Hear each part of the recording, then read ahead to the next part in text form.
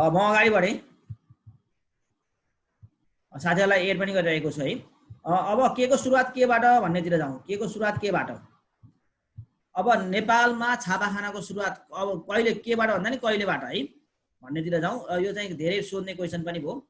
अब नेपालमा पहिला छापाखानाको सुरुवात मैले हिजो चाहिँ के भनेको थिएँ, जङ्गबहादुर राणा बेलायत 1906 मा बेलायत भ्रमण जाँदा 1906 मा बेलायत भ्रमण जाँदाखेरि एउटा प्रेस लिएर आउनुभएको थियो। त्यो प्रेसको नाम हो गिद्धे प्रेस। नेपालमा छापाखानाको सुरुवात चाहिँ गिद्धे प्रेस 1906 मा ल्याएर 1908 बाट सुरुवात। नेपालमा टेलिफोनको सुरुवात विक्रम सम्वत 1970 मा नेपालमा टेलिफोनको सुरुवात। मोहन आकाशवाणी, राणा प्रधानमन्त्री मोहन शमशेरले मोहन आकाशवाणी सञ्चालन गर्नुभएको थियो। त्यो कहिले भन्दा 2000 विक्रम सम्वत 2005 मा है, राणा प्रधानमन्त्री मोहन शमशेरले। त्यसै नेपालमा डिजिटल फोनको सुरुवात विक्रम सम्वत 2040, एसटिडी फोनको सुरुवात 2042। एसटिडी भन्ने हुन्थ्यो, एसटिडी हैन, त्यो फोनको सुरुवात 2042 सालमा। आइएसटिडी फोन अब पहिला भनेको इन्टरनेसनल चाहिँ फोन कल गर्ने भनेको भारतसँगबाट सुरुवात गरिएको थियो 2044 साल साउन 29 गते आइएसटिडी कलको सुरुवात है। त्यसपछि नेपालमा प्रिपेड मोबाइल फोनको सुरुवात चाहिँ 2062 साल माघ 23 गते। प्रिपेड, पोस्टपेड र प्रिपेड भन्ने हुन्छ। प्रिपेड चाहिँ को सुरुवात 2062 साल माघ 23 गते। नेपालमा एफएम रेडियोको सुरुवात 2052 सालदेखि। नेपालमा टेलेक्सको सुरुवात 1972 देखि। नेपालमा सेलुलर मोबाइल फोन भन्छौँ, त्यसको सुरुवात 2056 साल वैशाख 1 गतेदेखि है। यो चाहिँ सुरुवात चाहिँ सोधिरहेको हुन्छ, जोडा मिलाउन सोधिरहेको हुन्छ कहिलेकाहीँ। अब मैले नेपाल राष्ट्र ब्याङ्कका हालसभाको गभर्नरहरू तपाईँले पछि पढ्नु होला। मैले यहाँ क्वेसनहरू राखेको छु, तपाईँलाई क्वेसन यो पठाउँछु। अब म बल्ल च्याप्टर महत्त्वपूर्ण क्वेसनहरू सकेँ। अब म के गर्छु, च्याप्टर प्रवेश गर्छु। हामी च्याप्टरतिर प्रवेश गर्छौँ। कृषिबाट सुरु गर्छौँ है त। म एक 1 बाई 1 चाहिँ तपाईँलाई व्याख्या गर्दै जान्छु, तपाईँ सुन्दै पनि जानु होला। नेपालको कुल भूभागको कति प्रतिशत भूमि कृषि योग्य छ भन्ने आयो। नेपालको 17.97% भूमि कृषि योग्य छ है। नेपालमा हाल कति प्रतिशत जनसङ्ख्या कृषि पेशामा संलग्न छन् भने नेपालमा हाल 74% जनसङ्ख्या, नेपालमा हाल 74% जनसङ्ख्या कृषि पेशामा आबद्ध छन् है। जान्न पर्यो नेपालको कुल धान उत्पादनको कति प्रतिशत धान तराई क्षेत्रमा उत्पादन हुन्छ त? तराई क्षेत्रमा कति भन्दा सबभन्दा धेरै धान उत्पादन हुने क्षेत्र तराई क्षेत्र हो। टोटल 100% को 74% हेर्नुस् त, करिब 74% धान तराईमा उत्पादन हुन्छ। हाल नेपालमा कति प्रतिशत भूमिमा सिंचाइ पुगेको छ भन्दा करिब 66% भूमिमा चाहिँ यो सिंचाइ पुगेको छ। 12 महिना पुगेको होइन कि यो सिजनल सिंचाइको कुरा गरेँ, मैले इरिगेसनको कुरा गरेँ है। आर्थिक अवस्थाको हिसाबले नेपाल चाहिँ कृषि प्रधान मुलुक हो। नेपाललाई कृषि प्रधान मुलुक मान्ने गरिन्छ हाम्रो नेपाल आर्थिक हिसाबले है। नेपालको यो चाहिँ टोटल कृषि भूमि को कुराकानी गर्दाखेरि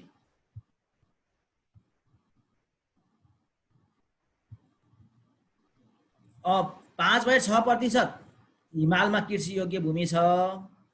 पहाडमा 32.5% रहेको छ र तराईमा 61.9% रहेको छ है। यति प्रतिशत भूमि चाहिँ कृषि भूमिको रूपमा रहेको छ। नेपालको कति प्रतिशत घर परिवारसँग कृषि भूमि रहेको छ भन्दा 77.5% भूमि घर परिवारसँग कृषि भूमि रहेको छ है। नेपाल कृषि अनुसन्धान परिषद रहेको छ, त्यसलाई नार्क भन्ने गरिन्छ। यो नार्कमा एउटा ब्याङ्क स्थापना गरिएको छ, त्यो ब्याङ्कलाई जिन ब्याङ्क भनिन्छ है। नेपाल कृषि अनुसन्धान परिषद नार्कले स्थापना गरेको ब्याङ्क। अरु त ब्याङ्क सिभिल ब्याङ्क के ब्याङ्क भन्ने हुन्छ नि, ग्लोबल ब्याङ्क के ब्याङ्क, तर यो कृषि अनुसन्धान परिषदले चाहिँ स्थापना गरेको ब्याङ्कको नाम हो जिन ब्याङ्क है। नेपालमा धेरै जुट उत्पादन हुने जिल्लाहरू कुन कुन भनेर सोध्न सक्छ। मोरङ सबभन्दा धेरै उत्पादन हुने जिल्ला मोरङ। नेपालमा सबैभन्दा धेरै जुट उत्पादन हुने जिल्ला कुन? मोरङ। त्यसपछि झापा सुनसरी सप्तरी लगायतका क्षेत्रहरूमा नेपालमा सबैभन्दा धेरै जुट उत्पादन हुने गर्दछ है। अब मकैको घोगामा लाग्ने जुङ्गालाई चुती भनिन्छ, यो पनि सोध्न सक्छ कहिलेकाहीँ के भनिन्छ भनेर। मकै खेतीका लागि कति तापक्रम उपयुक्त मानिन्छ? टेम्परेचर कति चाहिन्छ त यो मेन्टेन गर्नको लागि मकै खेतीका लागि भन्दाखेरि 21 डिग्री सेन्टिग्रेड चाहिँ उपयुक्त मान्ने गरिन्छ। 21 डिग्री सेन्टिग्रेड है। 1 बिघामा कति रोपनी हुन्छ भन्दा 13.31 13.13 यसरी अब तपाईले सम्झिन सक्नुहुन्छ। 13 यता 31 13 यसरी उल्टाएर हेर्नु भने 13.13 यताबाट हुन्छ अथवा 31 भयो है। त्यसमा तपाईले हेर्न सक्नुहुन्छ। अहिले मैले नारको कुराकानी गर्दै थिएँ। नार भनेको कृषि क्षेत्रलाई विकास गर्ने विभिन्न अनुसन्धान सम्बन्धी काम गर्ने संस्था हो। नार्क त्यसको नार्कको फुल फर्म हो नेपाल एग्रिकल्चर रिसर्च काउन्सिल नार्क यानी आरसी नार्क। नार्कको स्थापना कहिले भएको भनेर सोध्न सक्छ। सन् 1991 मा है। सन् 1991 मा नार्कको स्थापना भएको।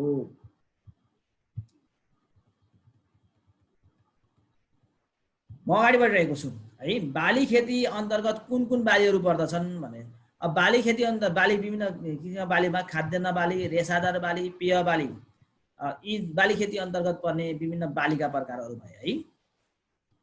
कृषि प्रधान मुलुकमा प्रति व्यक्ति कति कृषि चाहिँ भूमि हुनुपर्छ? नेपाल एउटा कृषि प्रधान मुलुक हो भन्ने गरिन्छ। कुनै पनि कृषि प्रधान मुलुक हुनको लागि एउटा व्यक्तिको नाममा कति कृषि योग्य भूमि हुनुपर्छ त भन्ने कुरा हो। त्यसको लागि 0.19 हेक्टर चाहिन्छ। हेर्नुस्, तर नेपालको सन्दर्भमा बढी छ। 0.19 हेक्टर भयो भने कृषि प्रधान मान्ने गरिन्छ। तर नेपालको सन्दर्भमा 0.68 हेक्टर चाहिँ रहेको छ है। अब नेपालमा उखु खेती तराईमा हुन्छ, पहाडमा हुन्छ र कहाँ हुन्छ? अर्को भित्री मधेसमा हुन्छ। कहिले यो चाहिँ सोधेको क्वेसन हो, त्यसकारण मैले यता डट डट डट गरेर सोधेँ है। यो भित्री मधेस नेपालमा उखु खेती तराई, पहाड तथा भित्री मधेसमा हुने गर्दछ।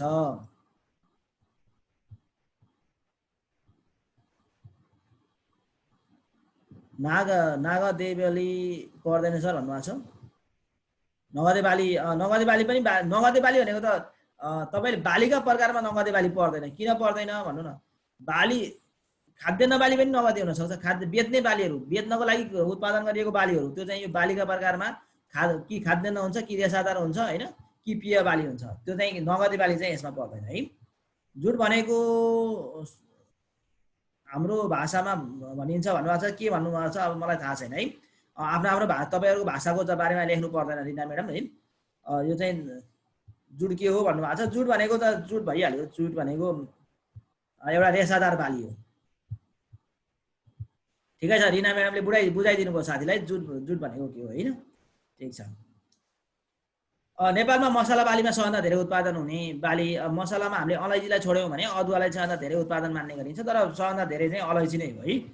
यो तपाईले दोस्रो नम्बरमा पर्छ, यहाँ पहिलो नम्बरमा भने पनि अलैँचीलाई चाहिँ अब नगदे बाली है भन्नुभएको थियो। नगदे बाली पनि हो, त्यो मसला बाली अन्तर्गत पर्दछ। राजदरबारको खर्चको लागि पहिला राजदरबारको लागि खर्चको लागि जग्गा छुट्याइएको हुन्थ्यो हैन। त्यो जग्गा छुट्याइएको हुन्थ्यो। त्यो जग्गालाई के भनिन्छ भन्ने छ। त्यो जग्गालाई सेरा भनिन्छ है। त्यसैगरी अब रेड एप्पल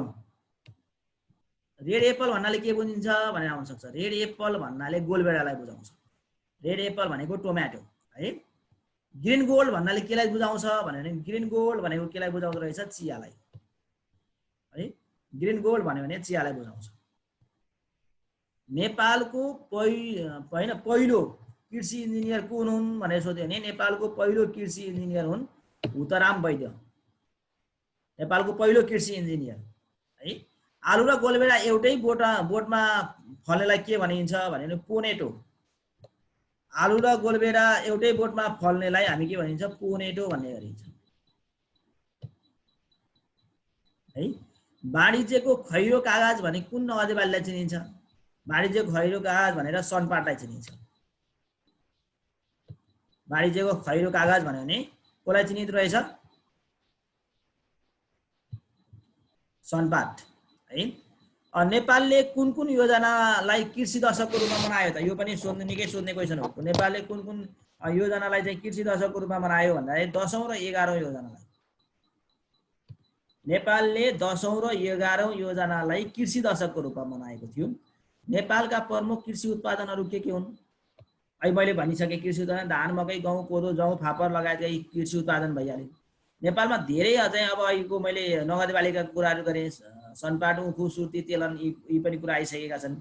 जुट उत्पादन गर्ने जिल्लाहरू कुन कुन, यो पनि कुरा आइसकेको छ। मकै खेतीका लागि कति डिग्री सेन्टिग्रेड चाहिन्छ भन्ने कुरा पनि आइसकेको छ। अब म जान्छु कपास उत्पादन हुने जिल्लाहरू। कपास उत्पादन हुने जिल्लाहरूमा बाँके, बर्दिया, कैलाली, कञ्चनपुर र दाङ। नयाँ नेपाल भनेर सम्झिनु। नयाँ नेपाल भनेको बाँके, बर्दिया, कैलाली, कञ्चनपुर नयाँ नेपाल हो, प्लस दाङ, दाङलाई थप्नु होला, प्लस दाङ गरेर यी जिल्लाहरूमा है हामी जुट उत्पादन गर्ने पूर्वतिर, कपास उत्पादन गर्ने कता पश्चिमतिर। नेपालको सन्दर्भमा जुट उत्पादन हुने पूर्वी जिल्लाहरू, पूर्वी तराईका जिल्लाहरू र कपास उत्पादन गर्ने भनेको पश्चिम तराईका जिल्लाहरू है। नेपालका 5वटा जिल्लाहरूलाई पहिलाको पूर्वाञ्चल विकास क्षेत्रमा रहेका 5वटा जुन जिल्लाहरू छन् त्यो जिल्लालाई नेपालको चाहिँ चिया क्षेत्र भनेर घोषित गरिएको थियो। त्यो क्षेत्रहरू कुन कुन हुँदा, कुन कुन जिल्लाहरू हुँदा झाइपाते धन, जान्न भने झाइपाते धन है, सम्झिनु होला। म अगाडि बढेँ है त। झाइपाते धन भनेर झापा, इलाम, पाँचथर, तेह्रथुम र धनकुटालाई भने झाइपाते धन। तपाईँले छोटकरी त्यहाँ बुझ्नु पनि भएको छ। हेर्नुहोस् त झाइपाते धनको फुल फर्म है। अगाडि बढौँ साथीहरू।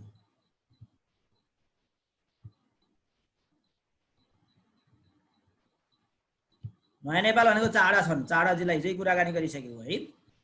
अब चिनीको भाँडो भनेर कुन देशलाई चिनिन्छ भन्नेतिर जाउँ। चिनीको भाँडो भनेर हामीले क्युबालाई चिनिन्छ।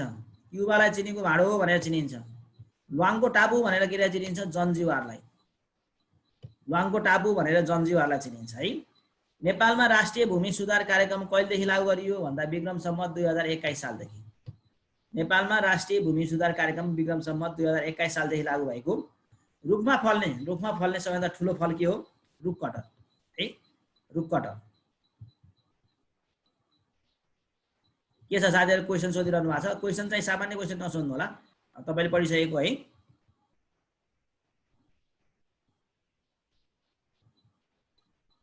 स्थापनाको आधारमा हो। स्थापनाको आधार चियाको स्थापना भन्ने हुँदैन है। त्यो स्थापनाको आधारमा होइन। झाइपाते धन भनेको नेपालको 5वटा धेरै चिया फल्ने ठाउँलाई चाहिँ घोषणा गरिएको है। त्यसकारणले तपाईँले त्यो स्थापनाको आधारमा भन्नु भएन। ठिकै छ, अगाडि बढौँ है। हेर्दै गर्नुहोस् त।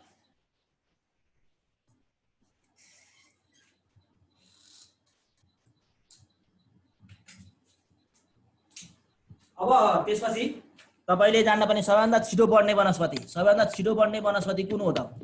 त्यो जान्नुहोस् है। सबैभन्दा छिटो बढ्ने, तपाईँलाई थाहा छ विश्वमा सबैभन्दा छिटो बढ्ने वनस्पति भनेको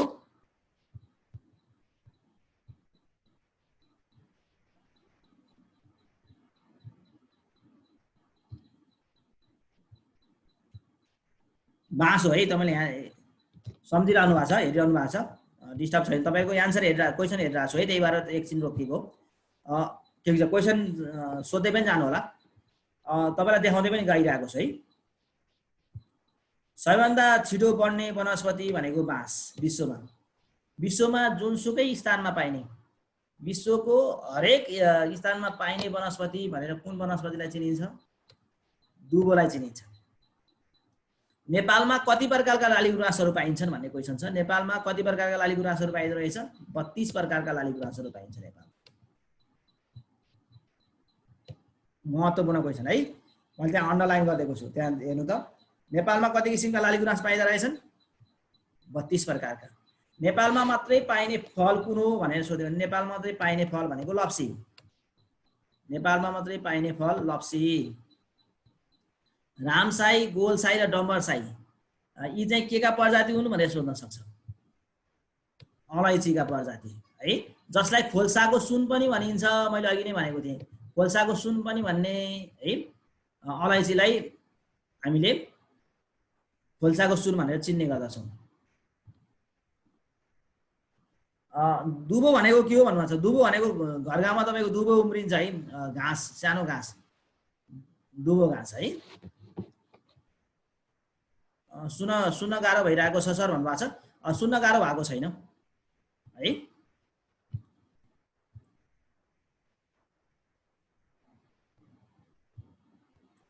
यस्ता कुराहरू अहिले नसोध्नु होला। तपाईँले पढाइरहेको पठाउनुहुन्छ, अहिले दिमाग अन्ततिर तपाईँले च्याटमा नलगाउनुहोस् त, यता सुन्नुहोस् मात्रै। तपाईँलाई सबै आउँछ। अहिले तपाईँ खालि च्याट लेख्नेतिर गएर ध्यान पुरै डिस्टर्ब गरिरहनु भएको छ। मैले याद गरिरहेको छु, सबै साथीहरू च्याट पढ्ने र च्याट उ गर्ने मात्रै, सुन्नेतिर ध्यान दिनुहोस्। अहिले छोडिदिनुहोस्, च्याट लेख्न छोड्नुहोस्। अहिले एकछिन अन्तिममा क्वेसन सोध्नु होला है। बरु कापी कलममा टिपेर राख्नुहोस्। अहिले कलम लिनुहोस्, कापी लिनुहोस्, त्यहाँ टिपेर राख्नुहोस्। खालि च्याट गरेर मात्रै बसेर डिस्टर्ब नगर्नु। तपाईँ टाइम चाहिँ लस नगर्नु होला है। तपाईँको चाहिँ टाइम लस हुन्छ। तपाईँ त पढेर पास गर्ने हो जसरी। अब विश्वमा धेरै उत्पादन गर्ने देश, अदुवा उत्पादन गर्ने देश भनेको भारत हो है। कहिलेकाहीँ नेपाल चौथो स्थानमा, तेस्रो स्थानमा पनि परिरहेको हुन्छ। अहिले चाहिँ पछिल्लो समय हेऱ्यो भने नेपालले तेस्रो स्थानमा चाहिँ अहिले अदुवा उत्पादन गर्छ र सबैभन्दा धेरै पूर्वी स्थानहरूमा, पूर्वी जिल्लाहरूमा चाहिँ धेरै अदुवा उत्पादन हुने गर्दछ र 80% उत्पादन चाहिँ हामीले बेच्ने गर्दछौँ अदुवा चाहिँ है, नेपालको सन्दर्भमा। नेपालको हेम्जामा, काशीको हेम्जा भन्ने ठाउँ छ, त्यसमा प्रत्येक वर्ष आलु महोत्सव, एउटा महोत्सव भन्ने हुन्छ होइन, मेला महोत्सव। यो चाहिँ आलु महोत्सव मनाउने गरिन्छ। फलफुलको राजा भनेर आँपलाई चिनिन्छ है, फलफुलको राजा भनेर आँपलाई चिनिन्छ। दक्षिण एसियामा, साउथ एसियामा फलफुलको राजा भनेर किवी फललाई चिनिन्छ। किवी भन्ने एउटा फल हुन्छ। अहिले दक्षिण एसियामा तपाईँले पनि देख्नुहुन्छ, बजारमा किन्न पनि पाउनुहुन्छ किवी फल। अहिले दक्षिण एसियामा, साउथ एसियामा पछिल्लो समय फलफुलको राजा भनेर किवी फललाई चिनिन्छ है। तपाईँले याद गर्नुपर्ने कुरा। अब किवी फललाई चाहिँ नेपालीमा भन्नु पर्यो भने किवी फल भनेको ठेकी फल हो। किवी फल भन्ने गरिन्छ, त्यसलाई नेपालीमा ठेकी फल भन्ने गरिन्छ है। नेपालमा रेनबो ट्राउट माछा, जुन मैले कुराकानी गरेको थिएँ, चिसो ठाउँमा, बगेको ठाउँमा हुने माछा रेनबो ट्राउट माछा को चाहिँ पाल्न सुरुवात गरिएको जिल्ला हो नुवाकोट जिल्ला। नुवाकोट जिल्लामा पाल्न सुरुवात गरिएको है। नेपाल राष्ट्रिय कृषि नीति कहिले जारी गरियो भन्दा विक्रमसम्म 2061 सालमा। नेपालमा राष्ट्रिय कृषि नीति 2061 सालमा जारी गरिएको है। नेपालका दुई प्रमुख रेसादार बालीहरू छन्, जसलाई सनपाट र कपास भन्ने गरिन्छ। रेसा दुईटा, एउटा कपास काट्ने गरिन्छ होइन, धागो बनाउने कार्य गरिन्छ। अर्को सनपाटहरू, बोराहरू बनाउनको लागि प्रयोग गरिन्छ। यी दुईटा चाहिँ रेसा भएका है रेसादार बालीहरू।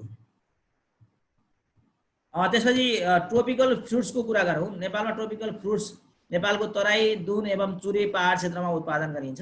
यस्ता खालका फलफुलहरू चाहिँ आँप, केरा, लिची, मेवा, भुइँकटर, उखु, विशेष गरी हाम्रो तराई क्षेत्रमा उत्पादन हुने जति पनि फलफुलहरू छन् त्यसलाई हामी ट्रोपिकल फ्रुट्सको रूपमा चिन्ने गर्दछौँ है।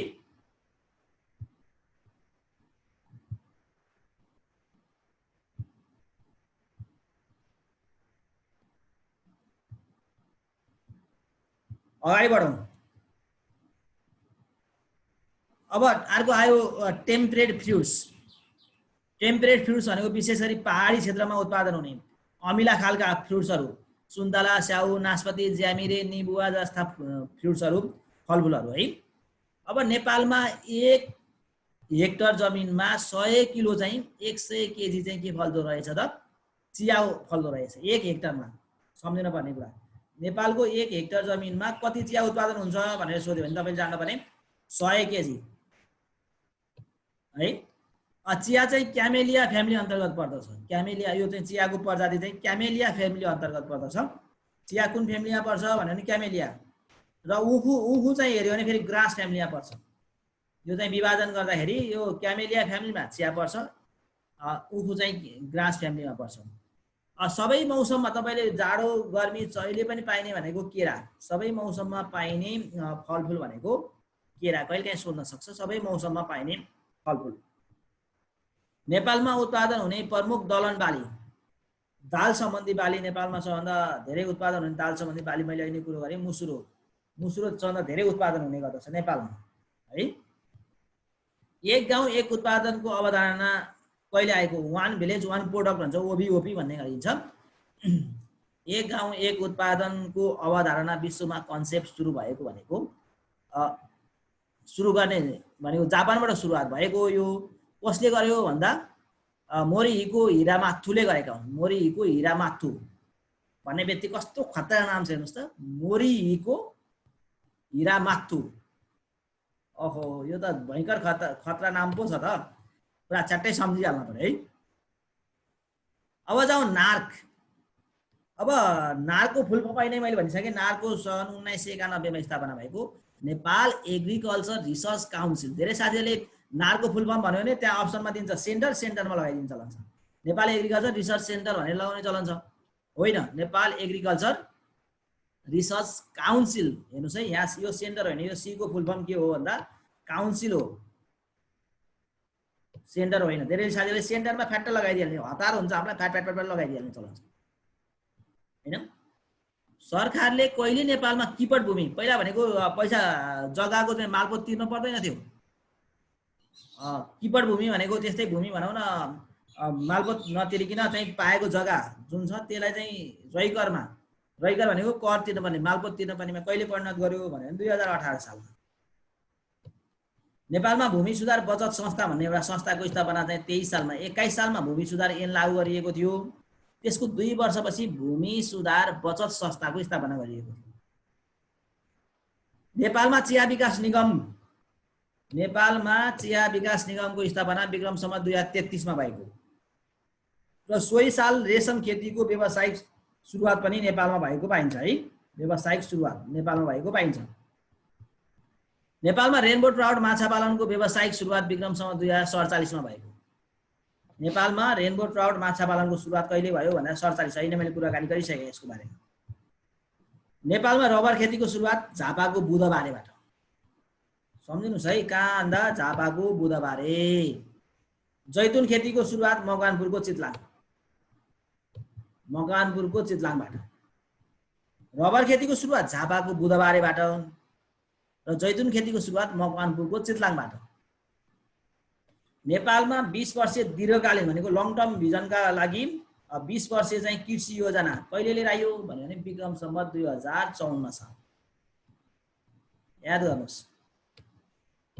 अब कफी, बिहान बिहान कफी चिया पिइहाल्नुहुन्छ, त्यसपछि कुराकानी गरौँ। नेपालमा विक्रम सम्वत 2061 सालदेखि मङ्सिर 1 मा कफी दिवस मनाउन सुरुवात गरिदिएको।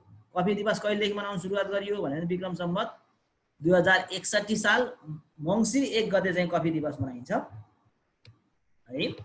नेपालमा कृषि नीति चाहिँ 2061 मा जारी गरिएको एउटा नीति। कृषि व्यवसाय ऐन चाहिँ 2063 मा जारी गरियो।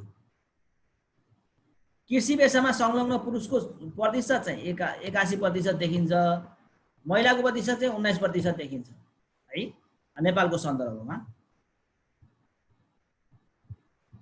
अब अगाडि बढेँ।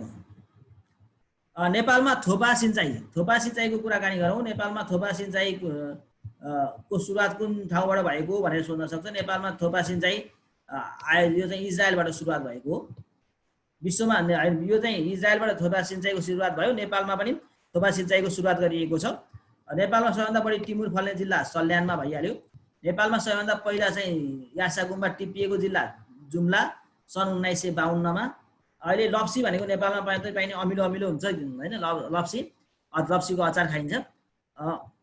यो नेपालमा मात्रै पाइने फल हो र नेपालको पनि 28 वटा जिल्लामा मात्रै फल्छ। अरू चाहिँ 77 जिल्ला मध्ये 28 वटा जिल्लामा फल्छ, बाहिर यो चाहिँ पाइँदैन। म अगाडि बढेँ।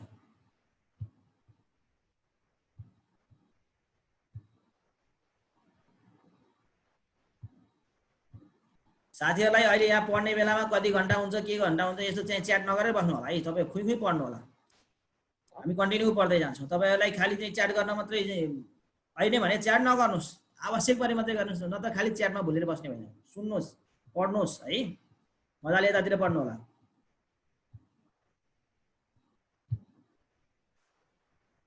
अब अगाडि जाउँ।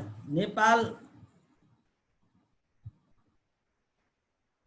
नेपालमा सबैभन्दा ठुलो लालीगुराँस कहाँ पाइन्छ भनेर सोध्न सक्छ। नेपालमा सबैभन्दा ठुलो लालीगुराँस इलाममा पाइन्छ है। र सानो लालीगुराँस कहाँ पाइन्छ भन्दा राराताल वरिपरि। नेपालमा 32 प्रकारका लालीगुराँसहरू पाइन्छन्। त्यो मध्ये ठुलो लालीगुराँस इलाममा पाइन्छ र सानो खालको लालीगुराँस कहाँ पाइन्छ त रारातालको वरिपरि। सबैजना घुम्न जान खोज्ने ठाउँ भनेको राराताल, त्यसको वरिपरि पाइरहेछ।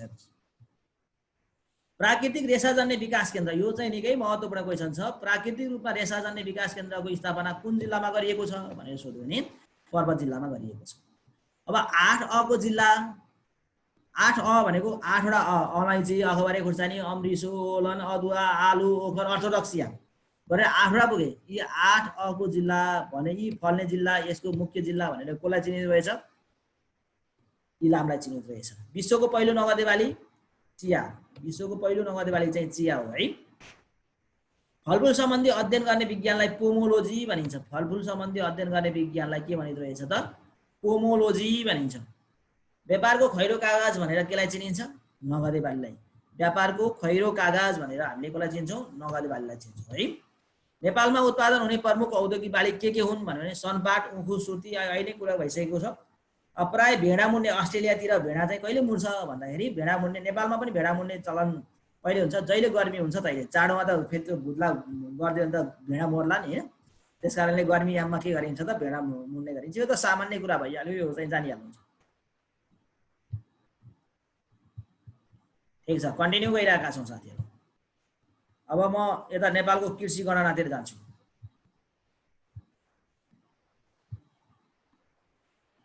नेपालको छैटौं अब नेपालमा विक्रम सम्वत 2018 सालदेखि नेपालमा कृषि गणनाको सुरुवात गरिएको। विक्रम सम्वत 2018 सालमा नेपालमा पहिलो पटक कृषि गणना सुरुवात गरिएको र कृषि गणना प्रत्येक 10-10 वर्षमा गर्ने गरिन्छ। कृषि गणना प्रत्येक 10-10 वर्षमा गर्ने गरिन्छ। अहिले मैले भनिसकेँ, यसलाई दोहोऱ्याउनु परिरहेन हैन। कृषि गणना प्रत्येक 10-10 वर्षमा हुन्छ भनेर भनिरहनु परेन है। त्यसपछि जाउँ 18 सालदेखि सुरुवात भएको, 18-28 हुँदै गएर 68 सालसम्म आइपुग्यो। विक्रम सम्वत 2068 सालमा आएर नेपालमा छैटौं कृषि गणना गरियो। अब 2078 सालमा कति हुन्छ? छैटौं पछि सातौं हुन्छ है। यो छैटौं कृषि गणना अनुसार नेपालमा 38,31,000 कृषक रहेका छन्। 38,31,000 कृषक रहेको पाइएको छ। यतिखेर छैटौं कृषि गणना हुँदाखेरि कृषि विकासको मूल आधार 12औं कृषि गणना साकार भनेर नारा राखिएको थियो। क्या खतरा नारा छ हेर्नुहोस् त। कृषि विकासको मूल आधार 12औं कृषि गणना साकार।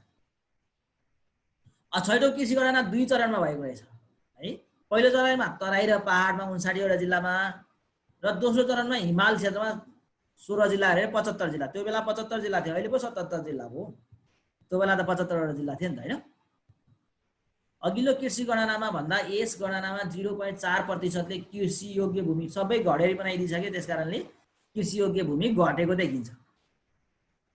अब सबैभन्दा कम कृषि क्षेत्रफल भएको हेर्नुस् है यो गणना अनुसार म मु डो र हुँ। यो म हो है, म मु डो र हुँ। म मुख्यमन्त्री डोरमारी पौडेल हुँ। 2 नम्बर प्रदेश के अरे 3 नम्बर प्रदेश बागमती प्रदेशका मुख्यमन्त्री को? डोरमारी पौडेल। पढ्ने बेला म मुख्यमन्त्री डोरमारी पौडेल हुँ, म मु डो र हुँ, मलाई म मुख्यमन्त्री डोरमारी पौडेल हुँ भनेर पढ्नुस्। त्यहाँ फ्याट्टै हुन्छ हेर्नुस् त। मनाङ, मुस्ताङ, डोल्पा, रसुवा र हुम्ला। मनाङ, मुस्ताङ, डोल्पा, रसुवा र हुम्ला। सबभन्दा धेरै कृषि फल्ने, धेरै कृषि बाली हुने, धेरै फल्ने जिल्लाहरूको कुराकानी गरौँ। मोजा, सुका, ससी। मोजा सुका हुन पर्यो, ससी भनेर सम्झिनुस्। मोरङ, झापा, सुनसरी, सर्लाही र सिरा। मोजा, सु, ससी है, यसरी सम्झिनु होला। मोजा, सुका, ससी। मोजा, सु, ससी। यसरी हामी सम्झन सक्छौँ सबभन्दा धेरै कृषि भएका क्षेत्रफल र कम क्षेत्रफल भएका हैन। अब हामी धानको बारेमा कुराकानी गरौँ। हामी सबै भाते भनौँ, बिहान बेलुका भात खानुपर्छ। धान त धेरै फलाउनु पर्यो नि त है। अब सुरु गरौँ।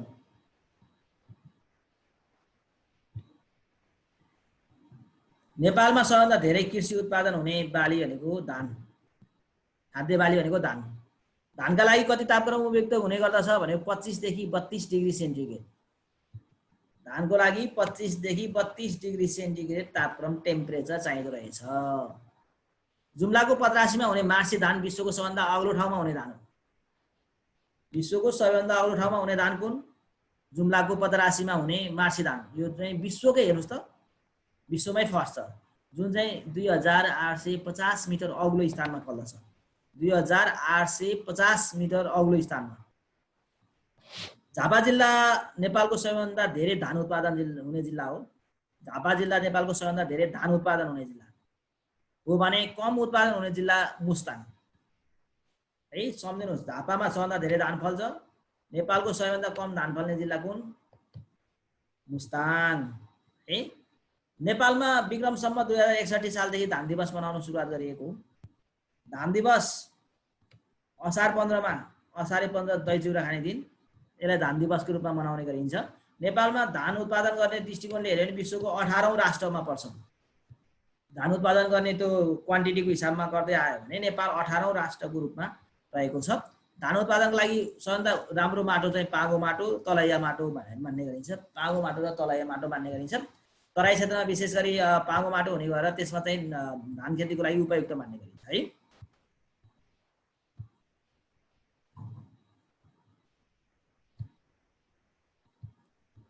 म अगाडि बढेँ।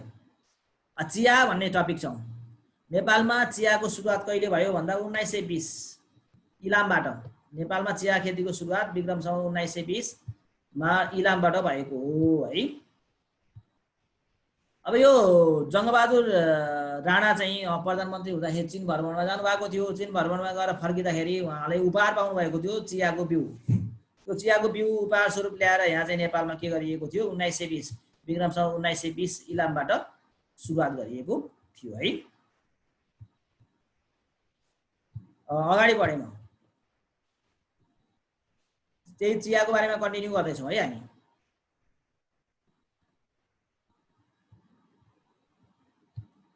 इलाममा चिया रोपिएको थियो। जस्तो जङ्गबहादुर राणा चाहिँ चीन जानुभयो, चीनबाट चाहिँ चियाको बिउ चाहिँ उपहार ल्याउनु भयो र उहाँ जङ्गबहादुरले आफ्ना बहिनी चाहिँ इलाममा चाहिँ त्यतिखेर बडा हाकिम हुनुहुन्थ्यो, ल इलाममा लगेर रोप्नु भनेर आदेश दिनुभयो र त्यतिखेर इलामका बडा हाकिमले चाहिँ के गर्नु, गजराज सिंहले के गर्नुभयो त चिया चाहिँ इलाममा गएर रोप्नुभयो। नेपालमा सर्वप्रथम चिया खेतीको सुरुवात चाहिँ इलामबाट भएको देखिन्छ।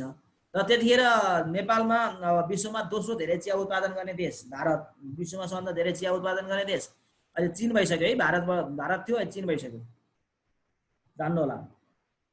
अब नेपालमा चिया खेती हुने बेलामा दार्जिलिङमा चिया खेती नै हुँदैन थियो।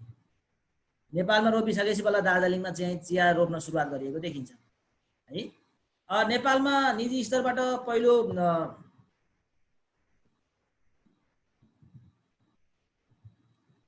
नेपालमा निजी स्तरबाट विक्रम सम्वत 2016, मलाई चाहिँ कति हो के भन्नुभएको छ त्यो हामी करेन्ट अफेयरमा पर्छौँ है। म तपाईँको एन्सर दिइनँ अहिले। सबै हामी कुन कुन नारा कहिले कहिले के भनेर चाहिँ करेन्ट अफेयरमा पर्छौँ। अहिले करेन्ट अफेयरको बारेमा कुराकानी नगरौँ।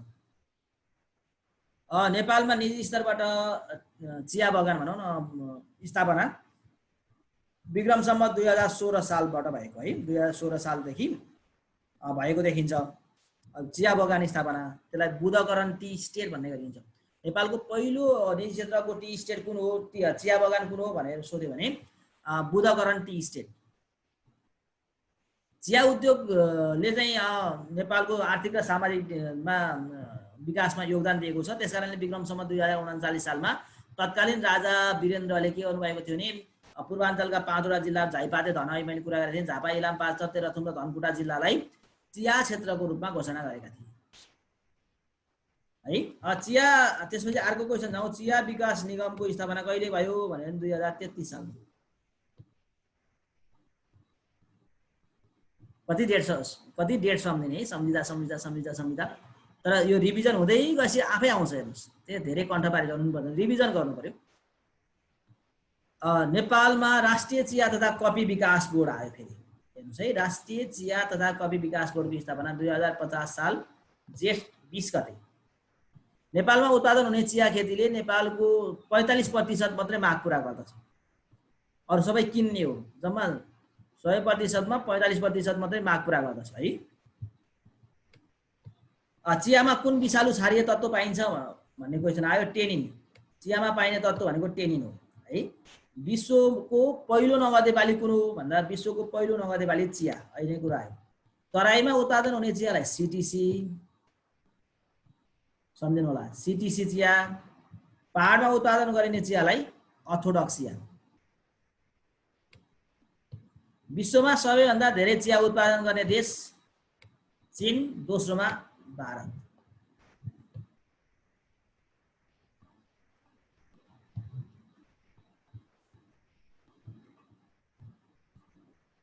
अब हामी कफीतिर जान्छौँ।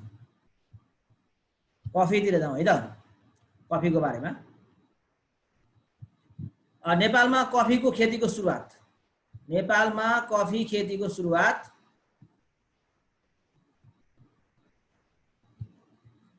विक्रम सम्वत 2011 साल गुल्मीबाट भएको देखिन्छ। विक्रम सम्वत 2011 साल गुल्मीबाट नेपालमा कफी खेतीको सुरुवात भएको। कसले गर्यो भनेर सोध्दाखेरि हिरालाल गिरीले बर्मा अर्थात् म्यानमारबाट ल्याएर नेपालमा चाहिँ कफी खेतीको सुरुवात गर्नुभएको। मध्य पहाडका अहिले 40 वटा जिल्लामा कफी खेती गरिन्छ। यो मध्य पहाडमा हुने गर्दछ। 40 वटा खेतीमा कफी, 40 वटा जिल्लामा अहिले के गरिदो रहेछ त कफी खेती गरिदो रहेछ है। नेपालमा गरिने कफी खेती अरेबिका जातको हो। नेपालको पहिलो कफी प्रशोधन केन्द्र 2041 सालमा स्थापना गरिएको। नेपालमा कफीको व्यावसायिक खेती चाहिँ 2042 सालमा गरियो है। हाल नेपालमा सबैभन्दा धेरै कफी उत्पादन हुने जिल्ला काभ्रेपलाञ्चोक। कफीका लागि प्रख्यात जिल्ला गुल्मी र सबैभन्दा धेरै उत्पादन हुने जिल्ला काभ्रेपलाञ्चोक। विश्वमा कफीको घर भनेर इथियोपियालाई चिनिन्छ। सर्वप्रथम कफी भेटिएको ठाउँ इथियोपिया। र विश्वमा सबैभन्दा धेरै कफी उत्पादन गर्ने देश ब्राजिल। नेपालमा जिल्ला काभ्रेपलाञ्चोक, विश्वमा सबैभन्दा धेरै कफी उत्पादन गर्ने देश ब्राजिल। विश्वमा सबैभन्दा धेरै कफी पिउने देश फिनल्यान्ड। विश्वमा सबैभन्दा एकदम महँगो खालको कफी उत्पादन गर्ने देश इन्डोनेसिया। नेपालमा 2062 सालदेखि कफी दिवस मनाउन सुरुवात गरिएको मङ्सिर 1 है। रूपन्देहीको मणिग्राममा पहिलो कफी प्रशोधन केन्द्रको स्थापना गरिएको छ। कफी 800 मिटर उचाइमा फल्छ। नेपालको पहिलो कफी चाहिँ अनुसन्धान केन्द्र गुल्मी जिल्लाको बलेटाक्सरमा है। कफीमा क्याफिन भन्ने तत्त्व पाइन्छ, चियामा टेनिन पाए जस्तो।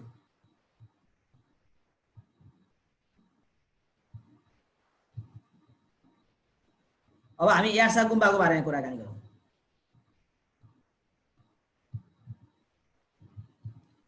यार्सा गुम्बा हेर्यो भने एकदमै बहुमूल्य, एकदमै धेरै मूल्य पर्ने, धेरै पैसा पर्ने जडीबुटी हो, बहुमूल्य जडीबुटी हो। यसको उचाइ चाहिँ 3800 देखि 6000 मिटरसम्म यो उचाइमा यो यार्सा गुम्बा पाइने गर्छ। लामा भाषामा हेर्यो भने यार्साको अर्थ आधा जीव र गुम्बाको अर्थ आधा बिरुवा हुन्छ। विश्वमा 680 भन्दा बढी प्रजातिका यार्सा गुम्बाहरू पाइन्छन्। विश्वमा 680 भन्दा बढी प्रजातिका यार्सा गुम्बाहरू पाइने गर्दछन्।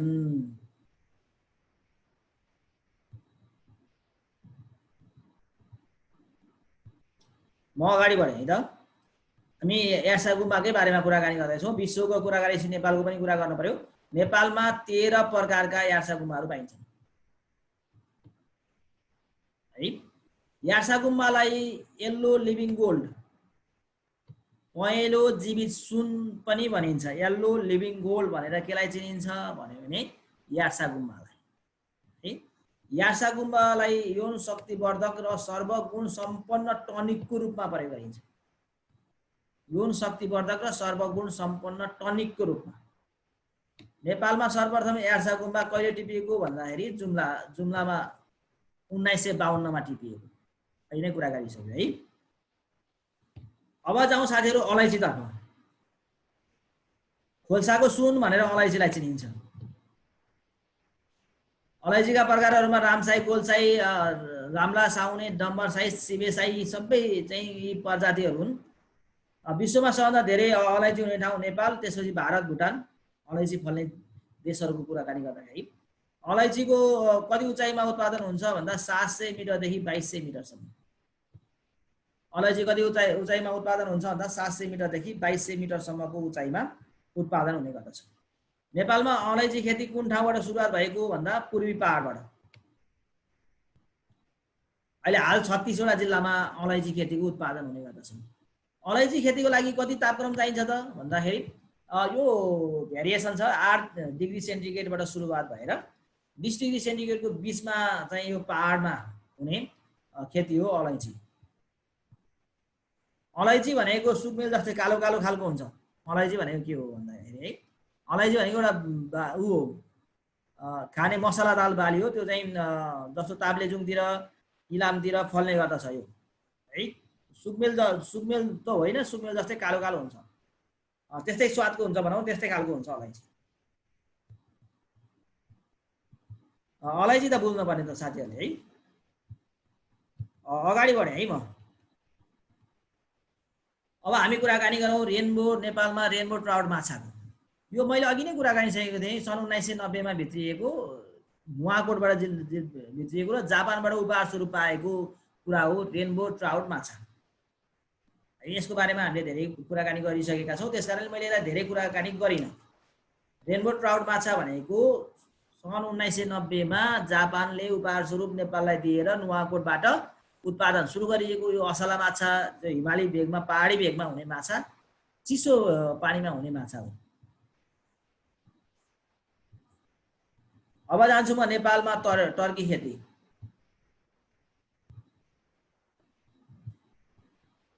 टर्की एक किसिमको चरा हो। हेर्नुहोस् है, टर्की भनेको एक किसिमको चरा हो। यो चाहिँ विशेष गरी अफ्रिका महादेशमा धेरै पाइन्छ। कहाँ पाइन्छ भन्दाखेरि अफ्रिका महादेशमा धेरै पाइन्छ यो।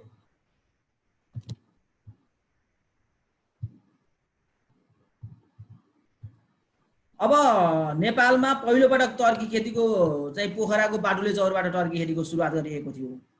यो सामान्यतया नेपालको बजारमा 1000 देखि 1200 1300 अहिले महँगो पनि पर्न सक्छ। यो चाहिँ एक किसिमको भनौँ न चरा हो, चरा चाहिँ पाल्ने टर्की खेती। जुम्लाको मार्सिधानको बारेमा कुराकानी गरौँ। जुम्लाको लासु चिउला, तातो पानी भने यो 2850 मिटर जुन उचाइमा छ, त्यो उचाइमा विक्रम सम्वत 1908 मा गुरु चन्दनाथ होइन, चन्दननाथले चाहिँ मार्सी धानको परीक्षण गरेर त्यहाँ रोपेका थिए। यो विश्वमा सबैभन्दा अग्लो स्थानमा है। यो श्री पञ्चमीमा रोपिन्छ, दिनमा चाहिँ खेती जोतिन्छ। श्री पञ्चमीको दिनमा खेती जोतेर चाहिँ काम सुरु गरिन्छ। मार्सी धानको अहिले लोकप्रियता बढ्दै गइरहेको छ। विक्रम सम्वत 1912 देखि चाहिँ यसको लोकप्रियता निकै बढेको छ है। किन भन्दा यो विशेष गरी पहिला राजाहरू, राणा प्रधानमन्त्रीहरूले यो चाहिँ किनेर खाने अथवा प्राप्त गर्ने गर्दथे। अब परम्परागत रूपमा मार्सी धान रोप्ने कुराहरू भइहाल्यो। विक्रम सम्वत 1904 मा जङ्गबहादुरले प्रधानमन्त्री काल सुरुवात गरेपछि हुलाकबाट प्रत्येक दिन 1 माना चाहिँ मार्सी धान चाहिँ चामल पठाउने चलन थियो है। यो चाहिँ मोहन शमशेरको पालासम्म मार्सी धान चाहिँ उपहार स्वरूप आउने गर्दथ्यो। अब यसरी चाहिँ मार्सी धान रोप्ने गरिन्छ। मार्सी धानको कुराकानी गर्दा विश्वको सबैभन्दा अग्लो स्थानमा फल्ने धान जुन चाहिँ 2850 मिटर उचाइमा जुम्लामा फल्ने गर्दछ। यति कुरा चाहिँ जानु है। अब नेपालमा आलु खेतीको कुरा गर्दाखेरि हिमाल, पहाड, तराई सबैमा हुन्छ। तरकारीको मुख्य स्रोत जेमा नि मिल्ने आलु होइन। विशेष गरी आलु महोत्सव हुने गर्दछ। कहाँ भन्दा कास्कीको हेम्जामा है। प्रत्येक वर्ष चाहिँ चैत महिनामा कास्कीको हेम्जामा के हुन्छ त, आलु महोत्सव हुने गर्दछ। नेपालमा गोलबेडा खेतीलाई, गोलबेडा खेतीको कुरा त रेड एप्पल भनेर गोलबेडालाई चिनिन्छ। टिस्यु कल्चर गर्दा आलु र गोलबेडा मिसाएर बनाएकोलाई पोमाटो भन्ने गरिन्छ। अब गोलबेडाको कुराकानी गर्दा गोलबेडाको राजधानी भनेर सर्लाही जिल्लाको लालबन्दीलाई चिन्ने गरिन्छ है। अब सुरु गरौँ। एक गाउँ एक उत्पादन।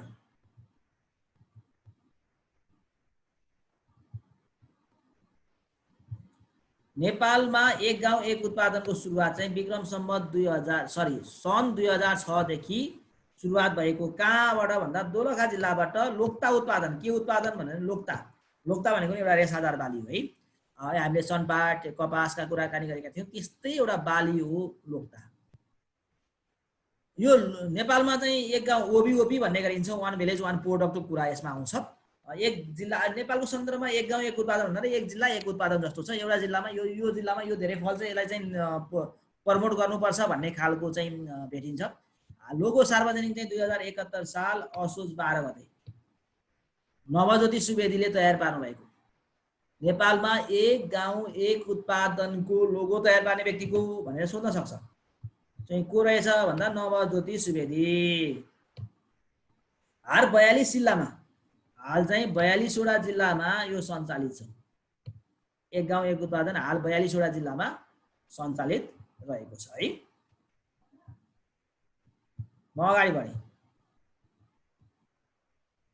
अब एक गाउँ एक उत्पादनमा कुन कुन जिल्ला छनौट भएको छ भन्दै जाँदा म यहाँ चाहिँ भन्दै जान्छु, तपाईँ हेर्दै पनि जानुहोस् है, टिक लाउँदै जान्छु म।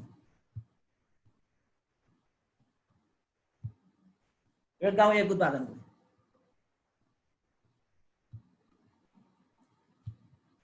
पाँच थर अखबारी खुर्सानी, उदयपुर दाङ चाहिँ बाख्रा पालनको लागि, हेर्दै जानुहोस् है। अब त्यसपछि बाजुरा, बाजुरा जैतुनको खेतीका लागि कुन जिल्ला कुन चाहिँ के को लागि छनौट गरिएको छ भनेर सोध्छ। अब रामेछाप र सिन्धुली चाहिँ यो दुईटा जिल्ला कुन खेतीको लागि छनौट गरिएको छ ओबिओपीको लागि, जुनारका लागि। पाल्पा, पाल्पा अदुवाको लागि, पाल्पा जिल्ला एक गाउँ एक उत्पादनमा अदुवा उत्पादन गर्नको लागि छनौट गरिएको छ। त्यसरी काभ्रे डेरी, डेरी भनेको दुग्धजन्य उत्पादन हैन, गाई भैँसीको दुध उत्पादन, दुग्ध सम्बन्धी उत्पादन डेरी। त्यसपछि बागलुङ हाते कागजका लागि है, हाते कागजका लागि छनौट गरिएको छ। त्यसपछि कास्की कृषि पर्यटनको लागि, नुवाकोट माछाको दाना उत्पादन गर्नको लागि, स्याङ्जा कफी, कफी खेतीका लागि, ललितपुर अर्किड फुल, अर्किड फुलको लागि, दोलखा लोक्ताको लागि। अहिले मैले कुराकानी सकेँ, दोलखामा लोक्ता सन् 2006 देखि उत्पादन सुरुवात गरेर नेपालमा ओबिओपीको सुरुवात गरिएको थियो भनेर तपाईँलाई मैले भनिसकेको छु है। त्यसपछि सप्तरीको कुरा गरौँ। सप्तरी भनेको आँखका लागि, वान भिलेज वान प्रोडक्टको लागि सप्तरी जिल्ला आँखका लागि छनौट गरिएको छ। त्यसपछि सुनसरी बेसारका लागि है। सिन्धुपाल्चोक, सिन्धुपाल्चोक जिल्ला अर्ग्यानिक कफीका लागि, अर्ग्यानिक कफीका लागि। बाँके जिल्ला मुसुरोको दालका लागि छनौट गरिएको छ। रूपन्देही जिल्ला डेरीका लागि, मैले भनेको थिएँ काभ्रे पनि डेरीका लागि है। डोटी जराइलोको लागि, म्याग्दी टिमुरका लागि है, रसुवा ट्राउट माछाका लागि, धनुषा माछा पालनको लागि चाहिँ छनौट गरिएको छ। माछा पालनको लागि जनकपुर होइन, धनुषा चाहिँ छनौट गरिएको छ। धनकुटा जिल्लामा बाख्रा पालनको लागि छनौट गरिएको छ। इलाम मकवानपुर दुईटा जिल्ला किवी खेतीका लागि चाहिँ छनौट गरिएको छ। त्यसै गरी ताप्लेजुङ अलैँची खेतीका लागि छनौट गरिएको छ। गोर्खा कृषि पर्यटनका लागि, स्याङ्जाको वालिङ अदुवाको प्रशोधन गर्ने, अहिले अदुवा उत्पादन गर्ने कुरा आएको थियो पाल्पामा, यसको अदुवाको प्रशोधन गर्नको लागि कुन जिल्ला भन्दाखेरि स्याङ्जाको वालिङ। त्यसपछि तेह्रथुम बाख्रा पालनको लागि एक गाउँ एक उत्पादनको लागि छनौट गरिएको छ। अब बर्दिया बेलका लागि छनौट गरिएको छ। भोजपुर सुन्तलाका लागि छनौट गरिएको छ। इलाम कृषि पर्यटनको लागि छनौट गरिएको छ है। त्यसपछि म कन्टिन्यू जाँदैछु।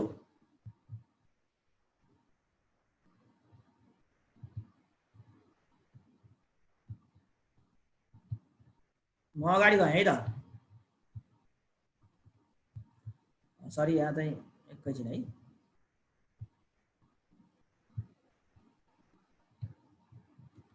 अगाडि बढेँ है म।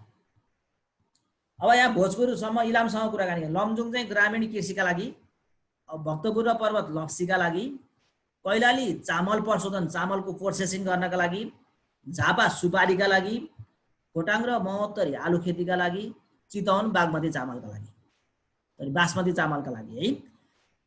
यी चाहिँ ओबिओपीका लागि एक गाउँ एक उत्पादन, यो चाहिँ यो जिल्लामा यी कुरा उत्पादन गर्न सकिन्छ, धेरै उत्पादन गर्न सकिन्छ, राम्रो उत्पादन गर्न सकिन्छ भनेर नेपाल सरकारले हाल 42 वटा जिल्लामा एक गाउँ एक उत्पादन लागू गरेको छ। कतिवटा जिल्लामा भनेर सोध्न सक्छ, 42 वटा जिल्लामा है। अर्को महत्त्वपूर्ण कुरा आयो, यो एकदमै धेरै जान्न पर्ने र सोधिराखेको क्वेशन पनि हो। यो पछिल्लो डेटा अनुसार कुन जिल्लामा सबैभन्दा बढी के उत्पादन हुन्छ त भन्ने क्वेशन छ है। यो क्वेशन एकदमै महत्त्वपूर्ण हुन्छ, अलि सिरियसलीका साथ पढ्नु पनि होला। अब धान, सुपारी र चिया धेरै उत्पादन हुने जिल्ला कुन? धान, सुपारी र चिया धेरै उत्पादन हुने जिल्ला कुन भन्दा झापा है, झापा। गहुँ, आलु, गहुँ र आलुको धेरै उत्पादन हुने जिल्ला कुन भन्दाखेरि बारा। गहुँ र आलुको धेरै उत्पादन हुने जिल्ला बारा। त्यसै फापर र स्याउ धेरै उत्पादन हुने जिल्ला, फापर र स्याउ धेरै उत्पादन हुने जिल्ला मुस्ताङ। त्यसपछि कपास धेरै उत्पादन हुने जिल्ला, कपास धेरै उत्पादन हुने जिल्ला दाङ र बाँके है। सुर्ती धेरै उत्पादन हुने जिल्ला सिराहा, सिराहामा सुर्ती धेरै उत्पादन हुन्छ। त्यसपछि रुद्राक्ष, रुद्राक्ष धेरै उत्पादन हुने जिल्ला भोजपुर। मकै र तोरी धेरै उत्पादन हुने जिल्ला चितवन। कोदो धेरै उत्पादन हुने जिल्ला सिन्धुपाल्चोक। उखु धेरै उत्पादन हुने जिल्ला सर्लाही। जुट धेरै उत्पादन हुने जिल्ला मोरङ। जुनार धेरै उत्पादन हुने जिल्ला सिन्धुली। कफी धेरै उत्पादन हुने जिल्ला यो चाहिँ स्याङ्जा, स्याङ्जा होइन है, कफी धेरै उत्पादन हुने यो चाहिँ काभ्रे पलाञ्चोक हो, यहाँ चाहिँ स्याङ्जा आइपुगेछ है। यो पछिल्लो समय चेन्ज भइसकेको छ है, यो काभ्रे भइसक्यो।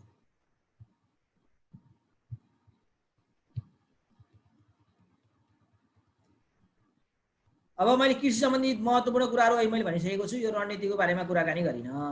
अब हामी यो चाहिँ यो योजनाको कुराहरू हुन्, यो यति यति केजी भनेर मैले यो भाषा चाहिँ कुराकानी गरिन।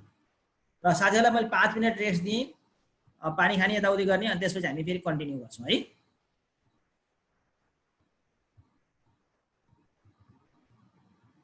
ठ्याक्कै 5 मिनट।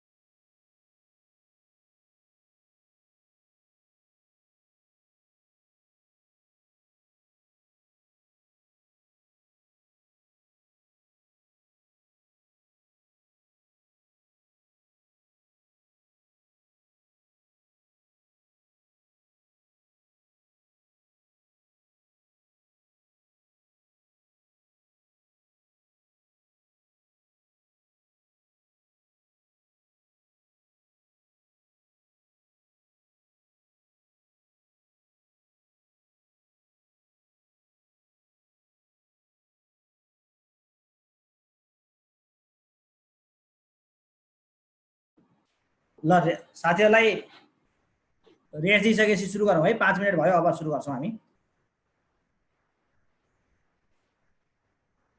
ल सबै साथीहरू फेरि पोजिसन आफ्नै आफ्नो ठाउँमा बस्नु होला है। सबैले क्यामेरा अन पनि गर्नु होला। अब सबैले क्यामेरा अन गर्नु होला। ल अब 5 मिनट भयो, अब रेस्ट पनि सिद्धियो है। अब म सुरु गरेँ। अब उद्योगबाट सुरु गर्छौँ हामी है। कृषिको कुरा सक्यौँ, अब उद्योगमा सुरु गर्छौँ। ल अब उद्योग सम्बन्धी कुराहरू हेर्नुहोस् त, म तपाईँलाई यहाँ देखाउँदै पनि जान्छु है।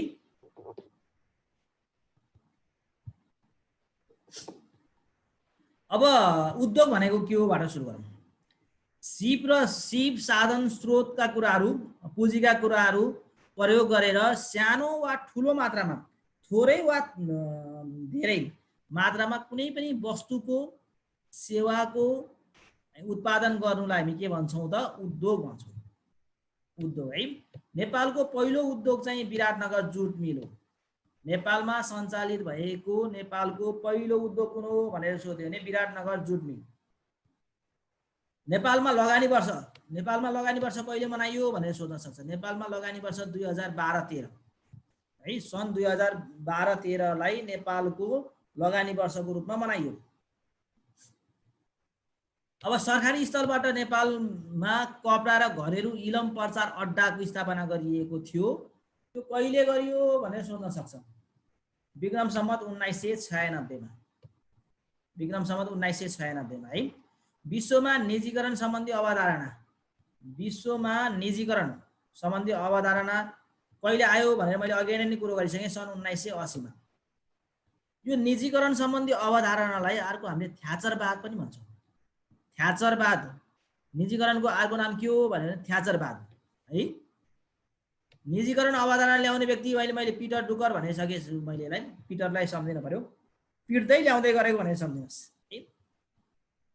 नेपालमा आर्थिक तथा वाणिज्यको राजधानी, व्यापार व्यवसायको राजधानी भनेर नेपालको कुनलाई चिनिन्छ भन्दा वीरगञ्जलाई चिनिन्छ है। नेपालमा सबैभन्दा धेरै उद्योग सञ्चालन गर्ने देश, नेपालमा सबैभन्दा धेरै उद्योग कुन देशका छन्? बाहिरी देशको कुराकानी गर्दाखेरि है, चीनको। उदयपुर सिमेन्ट कारखाना कुन देशको सहयोगमा निर्माण गरिएको भन्दा जापानको। उदयपुर सिमेन्ट कारखाना सोधेको थियो एकचोटि, उदयपुर सिमेन्ट कारखाना कुन देशको सहयोगमा निर्माण गरिएको भने जापानको है। विक्रम सम्वत 2003 मा मजदुर हडताल, विराटनगर जुट मिलमा मजदुर हडताल भएको थियो। यो मजदुर हडताल केका लागि भएको थियो भन्दा राणा शासनको अन्त्य गर्नका लागि भएको थियो। यो उद्योगमा भएको हडताल, औद्योगिक हडताल। नेपालमा सर्वप्रथम उद्योग परिषदको गठन, उद्योग परिषदको गठन एकदमै महत्त्वपूर्ण कुरा, विक्रम सम्वत 1993 मङ्सिर 9 गते। यो मङ्सिर 9 गते ठ्याक्कै सम्झिनुपर्छ साथीहरू। हेर्नुहोस्, किनभने नेपालमा हाल उद्योग दिवस कहिले मनाइन्छ भने प्रत्येक वर्ष मङ्सिर 9 गते है। 2071 चैत 20 गतेको यो मन्त्री परिषदको निर्णयबाट गरिएको थियो।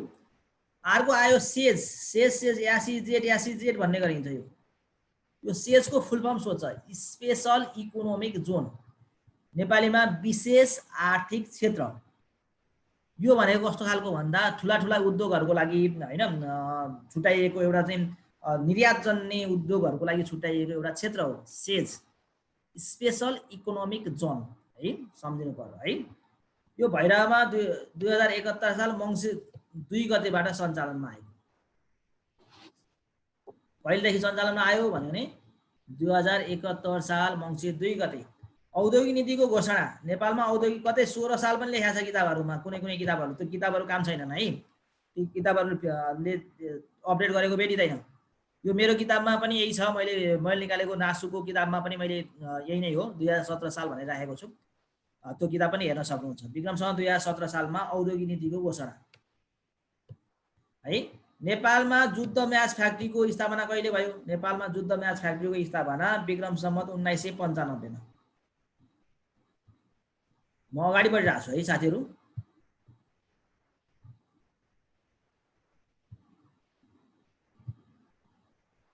अगाडि बढौँ। अब औद्योगिक नीतिको घोषणा 2017 साल, शुद्ध म्याच फ्याक्ट्रीको कुरा पनि गरेँ मैले। अहिले औद्योगिक गणनाको कुरा गरिसकेको छु। कृषि गणना 10-10 वर्ष, जनगणना 10-10 वर्ष, तर औद्योगिक गणना 5-5 वर्षमा। नेपालमा निजीकरण ऐन आएको पनि कुरा हामीले अघि नै गरिसक्यौँ 2050 सालमा। म त्यसबाट अगाडि बढेँ है साथीहरू, ल यहाँतिर जाउँ। अब एकद्वार समिति भनेको कस्तो भने सबै सेवा एउटै कार्यालयबाट पाइने एकद्वार भनौँ न समिति, यस्तो खालको एकद्वार सेवा भन्ने गरिन्छ त्यसलाई। यो एकद्वार समितिको संयोजक चाहिँ उद्योग विभागको महानिर्देशक रहने व्यवस्था छ।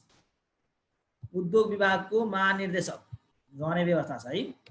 उच्च स्तरीय लगानी बोर्डको अध्यक्ष को रहने भन्ने छ। उच्च स्तरीय लगानी बोर्डको अध्यक्ष प्रधानमन्त्री रहने चलन छ।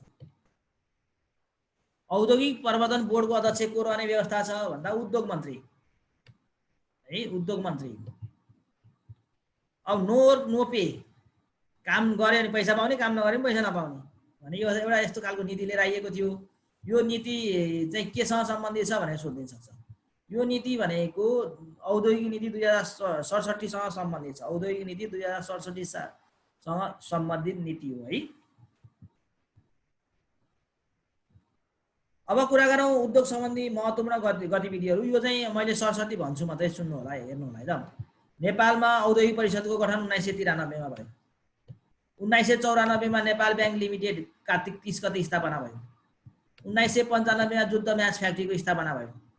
1996 मा आएर घरेलु प्रचार इलम अड्डाको स्थापना भयो। चाहिँ मैले यहाँ प्रत्येक डिटेलमा लिएर आएको छु साथीहरू। यदि पढेपछि अर्को पढ्नै पर्दैन, मैले अघि नै भनिसकेँ हैन। 1998 मा सदर चिडियाखाना, अहिले जुन जुद्ध शमशेरले बनाएको सदर चिडियाखानाको स्थापना भयो। नेपाल औद्योगिक विकास निगमको स्थापना 2016 सालमा भयो। 2017 सालमा औद्योगिक नीति जारी भयो। 2021 सालमा संस्थान ऐन कहिले आएको भनेर सोध्न सक्छ। संस्थान ऐन कहिले आएको रहेछ त? 2021 सालमा आएको रहेछ है संस्थान ऐन।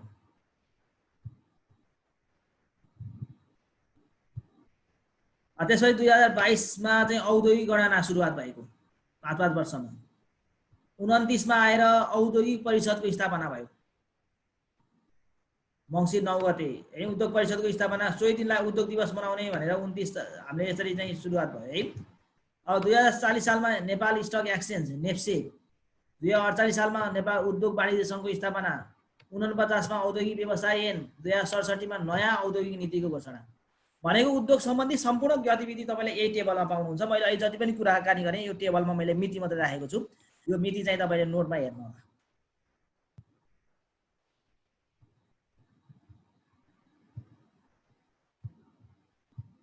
अगाडि बढौँ है। 7 प्रदेशका औद्योगिक क्षेत्रहरू। कुन प्रदेशमा कस्तो, कुन चाहिँ प्रदेशमा औद्योगिक क्षेत्र खोल्ने, कुन ठाउँमा खोल्ने भनेर एकचोटि सरकारले यो लिएर आएको थियो। यो चाहिँ जोडा मिलाउमा धेरै पटक सोध्ने गर्दछ साथीहरू। जोडा मिलाउमा सोध्ने खालको क्वेसन हो यो।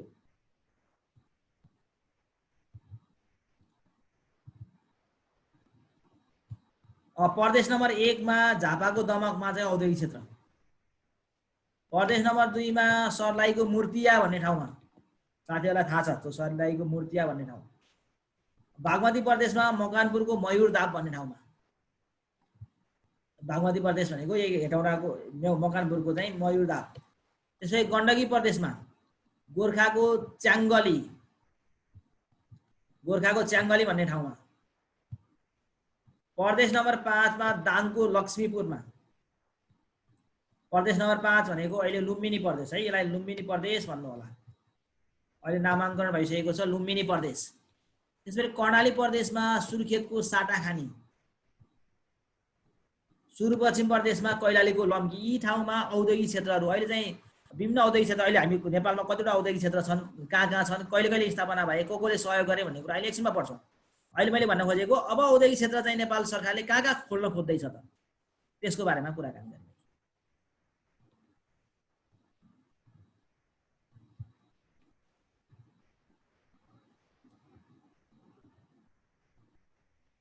औद्योगिक नीति कति हो भन्नुभएको छ। इलाम के हो अहिले आउँदैछ यो। इलम के हो सर भन्नुभएको। इलाम भनेको के हो भन्नुभएको। इलाम भनेको त जिल्लाको नाम हो, के भन्नुभएको। इलम भन्न खोज्नुभयो भने काम गर्ने होइन भन्न खोजेको। इलम गर्ने, केही कुरा कार्य गर्ने भन्ने हुन्छ। ठिक छ, के सुन्नु भएको रिनाले। मैले चाहिँ त्यही भयो है। ठिक छ, म अगाडि गएँ। 7 प्रदेशको विशेष आर्थिक क्षेत्र, यो स्पेशल इकोनोमिक जोन सेज भनेको छौ नि, कहाँ खोल्ने भनेर चाहिँ भनेको छ त। प्रदेश नम्बर 1 मा विराटनगरमा, प्रदेश नम्बर 2 मा सिमारा, बाराको सिमारा, बागमती प्रदेशमा पाँचखाल काभ्रेको, गण्डकी प्रदेशमा गोर्खामा, लुम्बिनी प्रदेशमा भैरवमा,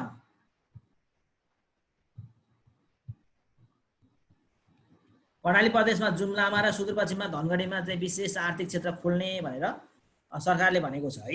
अब यो सार्वजनिक संस्थाको नाम पढ्नु परेन, मैले तपाईलाई यो अगाडि गएँ है। यो चाहिँ अब रिटर्न पेपरको लागि आवश्यक पर्छ। अब हामी जाउँ नेपालमा रहेका औद्योगिक क्षेत्रहरूको विवरण। नेपालमा रहेका औद्योगिक क्षेत्रहरूको विवरणको बारेमा कुराकानी गरौँ।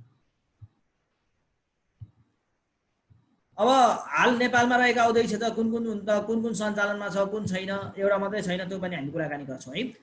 अब तपाईले सम्झिने बेलामा यसलाई सजिलै सम्झिन सक्नुहुन्छ। स्थापना 2016-20 हेर्नुहोस् है, यो चाहिँ स्थापना चाहिँ सजिलो छ, 16-20 यस्तो छ। अहिले म बताउँदै जान्छु। नेपालको पहिलो औद्योगिक क्षेत्र भनेको बालाजु औद्योगिक क्षेत्र, जुन चाहिँ काठमाडौँ बागमती प्रदेशमा पर्छ। यो संयुक्त राज्य अमेरिकाको सहयोगमा 670 रोपनी जग्गामा फैलिएको छ। नेपालको सबैभन्दा पुरानो र धेरै कामदार भएको औद्योगिक क्षेत्र। अब सोध्न सक्छ, बालाजु औद्योगिक क्षेत्रको स्थापना कहिले भएको? बालाजु औद्योगिक क्षेत्रको स्थापना गर्न सहयोग गर्ने देश कुन हो, यसरी सोध्न सक्छ। अब हेटौडाको कुराकानी गर्दा हेटौडा औद्योगिक क्षेत्र भनेको मकवानपुर जिल्लामा पर्छ, जुन बागमती प्रदेशमै हो। अहिले हामी प्रदेश जान्नुपर्छ, कुन प्रदेशमा कुन जिल्ला हुनु तपाईँलाई थाहा छँदैछ हैन। 2020 सालमा स्थापना भएको यो चाहिँ नेपालको सबैभन्दा ठुलो औद्योगिक क्षेत्र। रोपनी हेर्नु न, 28-28 रोपनी, कतै 28-29, कतै 28-28 भन्ने भेटिन्छ। जो 28-28 भन्दा थोरै बढी, 28-29 भन्दा थोरै कम हो, 28-28 भनेर सम्झिँदा हुन्छ है। नेपालको सबैभन्दा ठुलो औद्योगिक क्षेत्र हेटौडाको थाहा छ तपाईहरुलाई। भारतको सहयोगमा बनेको नेपालको सबैभन्दा ठुलो।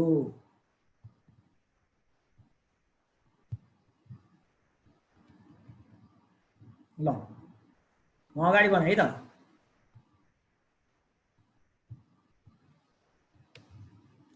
अब पाटन औद्योगिक क्षेत्रको कुराकानी गरौँ। पाटन भन्नेबित्तिकै ललितपुर है। ललितपुर 2020 सालमा स्थापना भएको, 2093 रोपनी छ, संयुक्त राज्य अमेरिकाको है। अहिले मैले 16 पछि 20-20 आने भन्ने थिएँ है। 20-20 हेर्नुहोस् त।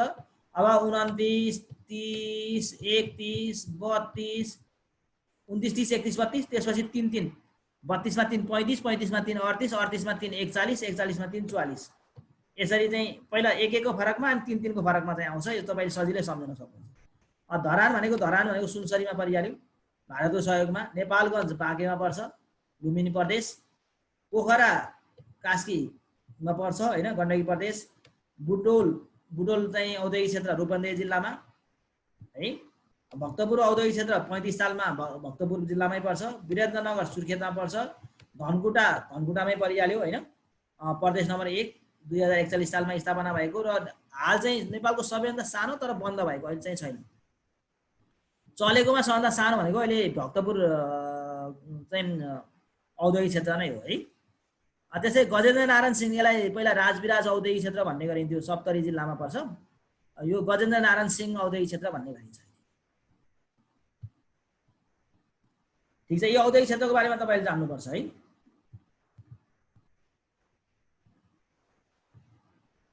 इलम भन्नुभएको छ। इलम भनेको चाहिँ काम गर्ने भन्ने भयो है। इलम गर्नु भन्छ नि, इलम गर्नु भनेको काम गर्नु, इलम। अगाडि बढ्यो म साथीहरु, यसको बारेमा पनि धेरै सोध्न सक्छ। अब मैले यो चाहिँ दोहोरियो त्यही कुरा हो नि, यसलाई चाहिँ भनिरहनु परेन। अब यो प्रस्तावित गरेको ठाउँहरु पनि कुरा नगरौँ। अब व्यापारतिर जाउँ। अब व्यापारतिर जान्छु है म। के छ, क्वेशनहरु राखिरहनु भएको छ, मैले तपाईहरुको एन्सर दिइरहेको छु। केही छ अरु? छैन। झ्याउ नमानिकन पढ्नु होला, किनभने परिश्रमको फल मिठो हुन्छ। अहिले पढ्ने बेला नि झ्याउ मान्नुभयो भने त अनि बिग्रिहाल्यो है। बिस्तारै भनिरहेको छु मैले, त्यसो फास्ट पनि गइरहेको छैन, तपाईहरुलाई बुझ्ने तरिकाले भनिरहेको छु। अब व्यापार गर्ने भन्छ नि। व्यापार भनेको चाहिँ के, कुनै पनि वस्तु तथा सेवाको किनबेच गर्नु। किन्ने बेच्ने गर्ने काम नै व्यापार हो त।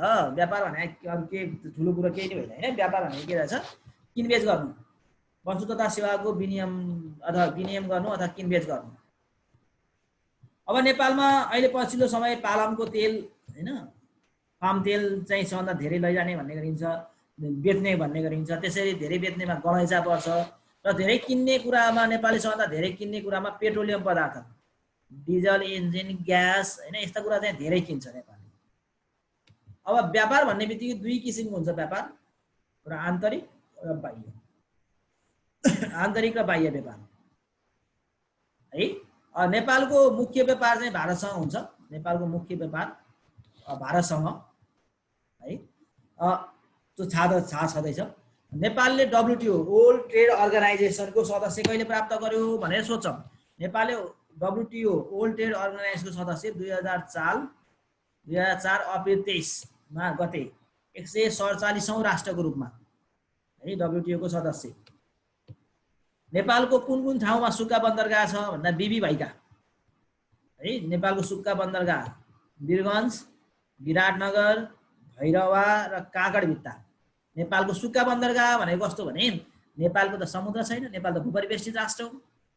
अब नेपालले कहाँ चाहिँ बन्दरगाह बनाउने, समुद्र किनारा घर बनाउने कुरो भएन, सुक्खा ठाउँमा बनाउने कुरा हो होइन। यी नेपालको सुक्खा ठाउँका बन्दरगाहहरू किनबेच गर्ने ठाउँको भनौँ न, ठाउँ कहाँ कहाँ भन्दा बिबी भाइका भनेर सोध्नुहोस्, विराटनगर, वीरगञ्ज, भैरवा र काँकडभिट्टा। यो व्यापार क्षेत्रमा CIP, व्यापार क्षेत्रमा CIP भन्नाले कसले के बुझाउँछ भन्ने आयो, कमर्सियल्ली इम्पोर्टेन्ट पर्सन, CIP भन्नाले है। नेपालले महावाणिज्य दूतावास कति मुलुकमा खोलेको छ? नेपालले महावाणिज्य दूतावास कति मुलुकमा खोलेको छ भन्दा 4 वटा मुलुकमा, चीन, भारत, अमेरिका र साउदी अरब। नेपालले 4 वटा ठाउँमा महावाणिज्य दूतावास खोलेको छ। WTO मा ब्लू बक्स भन्नाले के बुझिन्छ? वर्ल्ड ट्रेड अर्गनाइजेसनमा ब्लू बक्स भन्नाले कृषि क्षेत्रमा दिने अनुदानलाई बुझिँदो रहेछ है। ब्लू बक्स भन्नाले कृषि क्षेत्रमा दिने अनुदानलाई बुझिन्छ। त्यसरी ब्लू चिप्स भन्नाले के बुझिन्छ? शेयर बजारलाई है। ब्लू चिप्स भन्नाले शेयर बजारलाई चिन्ने गरिन्छ।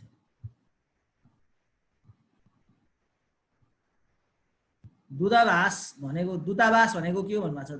दूतावास भनेको एम्बेसी, प्रतिनिधित्व गर्ने ठाउँ, एक देशले अर्को देशमा प्रतिनिधित्व गर्ने ठाउँ है।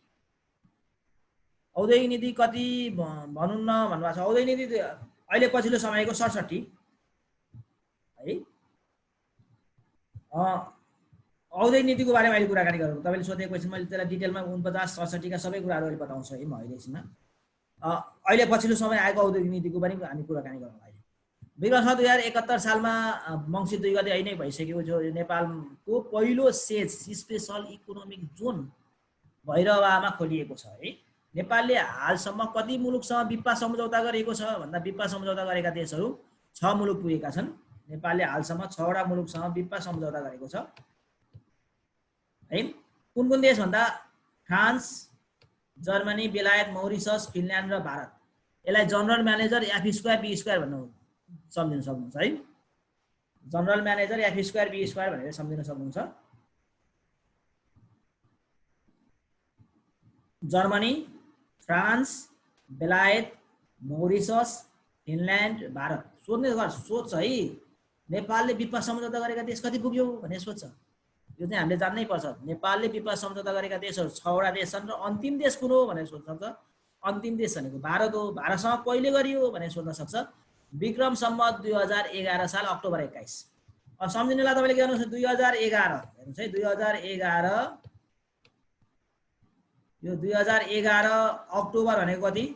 अक्टोबर भनेको 10, अक्टोबर भनेको 10, 11 मा 10 जोड्नु त कति भयो? 21।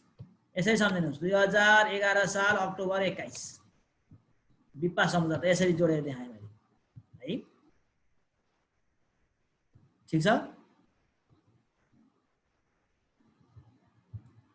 बुझ्नुभयो यो विपा सम्झौताको बारेमा?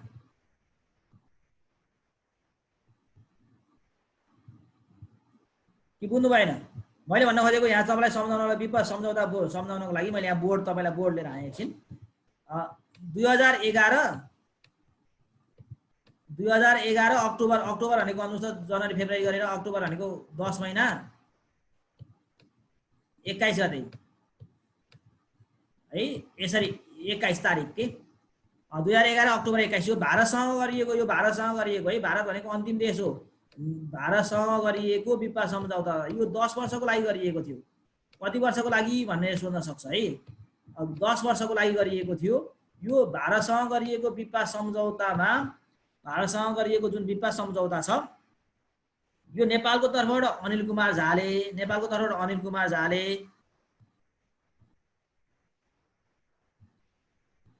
है, अनिल कुमार झाले र त्यतिखेर नेपालको अर्थमन्त्री के अरे उद्योग मन्त्री हुनुहुन्थ्यो र भारतको तर्फबाट त्यतिखेरको तत्कालीन वित्त मन्त्री हुनुहुन्थ्यो। वित्त मन्त्री चाहिँ प्रणब मुखर्जीले यसमा हस्ताक्षर गर्नुभएको थियो। यो 10 वर्षको लागि गरिएको थियो है यो विपा सम्झौता। ठिक छ, मैले विपा सम्झौताको बारेमा कुराकानी गरेँ। अब हामी अगाडि बढ्दैछौँ। म तपाईलाई स्क्रिन सेयर गर्छु।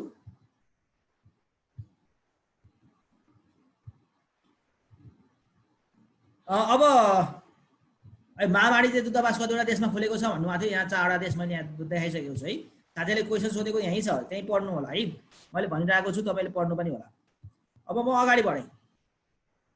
अब भारतसँग भएको विपा सम्झौता नेपालको तर्फबाट हस्ताक्षर गर्ने व्यक्ति तत्कालीन अर्थमन्त्री उद्योग मन्त्री अनिल कुमार झा, भारतको तर्फबाट गर्ने प्रणब मुखर्जी। यो विपा सम्झौतामा अर्को क्वेसन सोध्छ, भारत नेपाल बीचको विपा सम्झौता जुन छ नि त्यसमा कतिवटा बुदाहरू छन् भनेर सोध्न सक्छ। कतिवटा बुदाहरू थिए भनेर सोध्न सक्छ।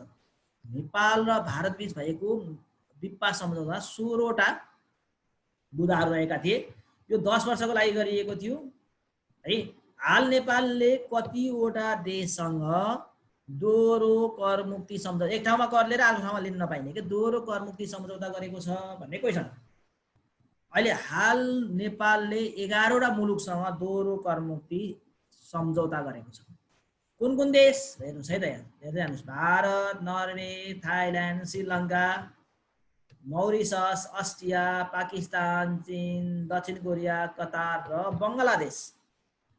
नेपालले दोहोरो कर मुक्ति सम्झौता गरेको अन्तिम देश कुन हो भनेर सोध्यो भने बङ्गलादेश। सम्झिनु है, सम्झिँदै पनि जानु होला। बङ्गलादेशसँग अन्तिमसँग गरिएको छ।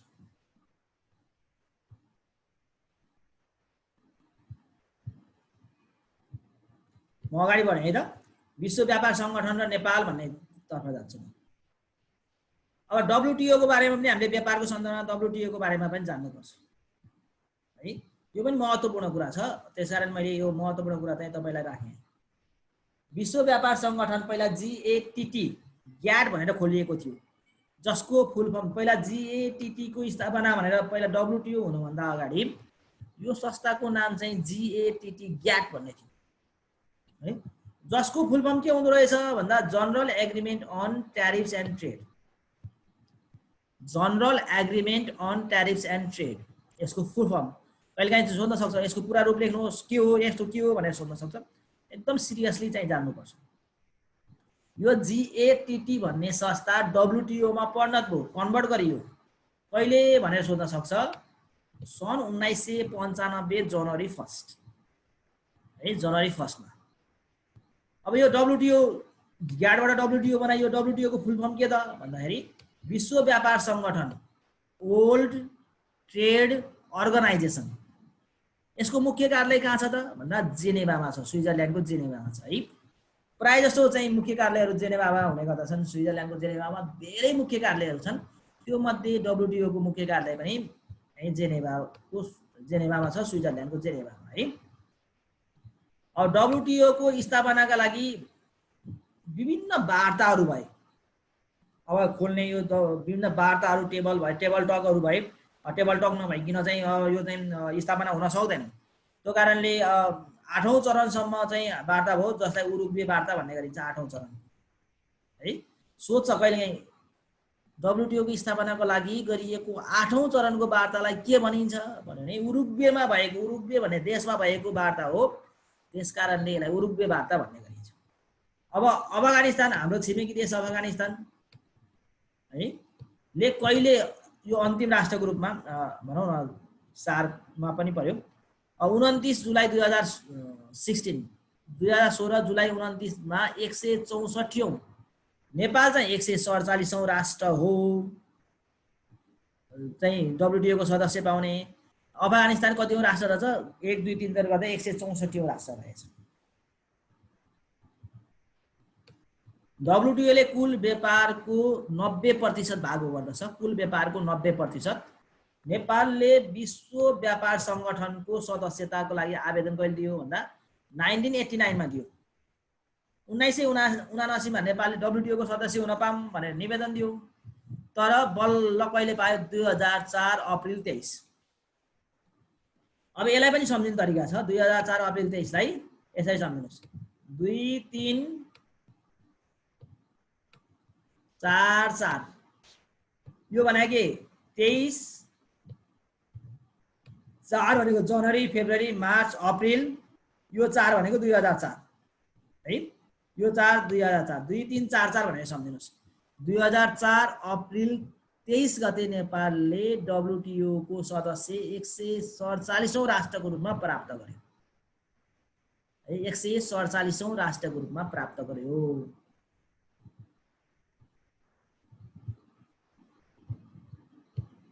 अब यो अन्य कुराहरू मैले यहाँ कुरा गरिन। यो चाहिँ लक्ष्य उद्देश्यका बारेमा कुराकानी गरिन है। यो चाहिँ तपाईले भाषा छन्, यो लेखाइ रिटन पेपरको लागि धेरै चाहिन्छ। अब म जान्छु पर्यटनतर्फ है। अर्को टपिक छ, नेक्स्ट टपिक पर्यटन। के छ साथीहरु? केही छ? 1 मिनेट केही छ भने भन्नुस्। तपाईलाई 1 मिनेट तपाईहरुको लागि टाइम। के च्याट गर्नु छ? तपाई सबैले मोबाइल अन गर्नु भएको छ नि है? ठीक छ। ठीक छ, सबैलाई मैले देखिरहेको छु।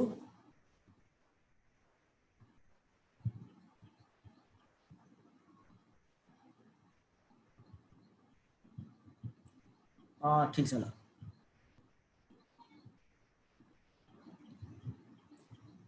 उहाँले गर्नु भएको छैन एकजनाले, नितु कुमारी यादव हैन? ठीक छ ल।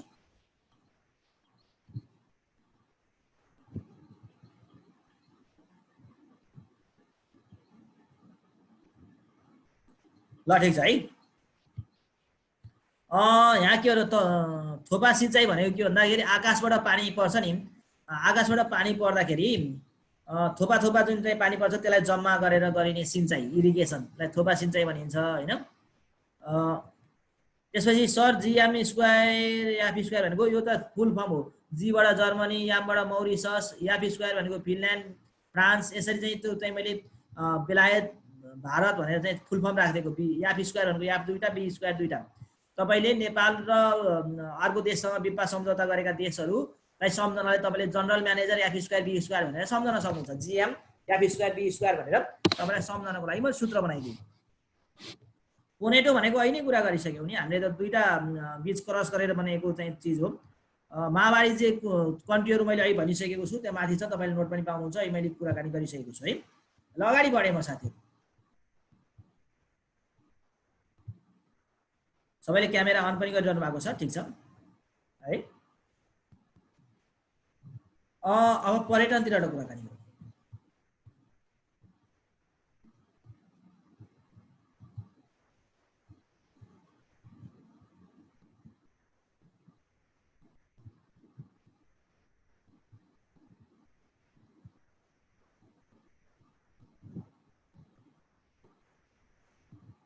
समीर सर, हजुर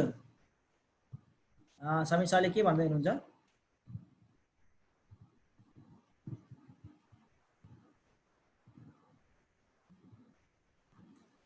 सर मैले तपाईलाई म्युट गरिदिएको छु, के उ गरिदिएको छु है। अगाडि बढौँ। समीर सर म भन्नु त सर। तपाईलाई अन मैले अन गरेको छु।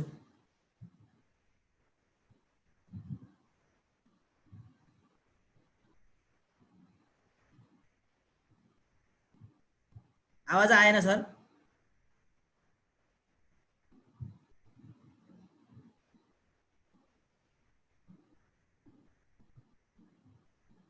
ठिकै छ, म कन्टिन्यू गरेँ है, अगाडि बढेँ। सरको आवाज आएन, त्यहाँ च्याटमा नै लेख्नुहुन्छ होला सरले। म अगाडि बढ्छु।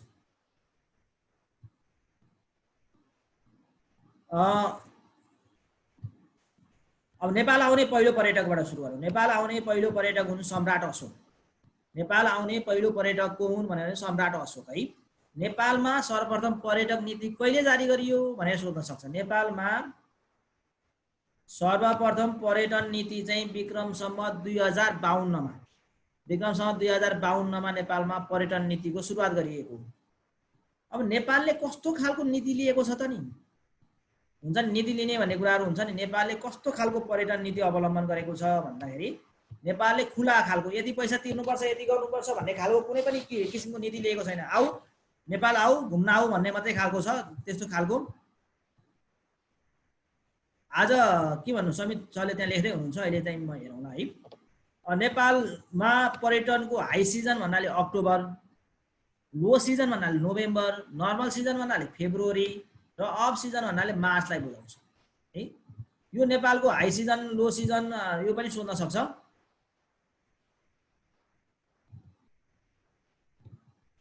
सर मौसम खराब छ, आज चाँडै नै सिद्धाउनु होला नि सर भन्नुभएको छ।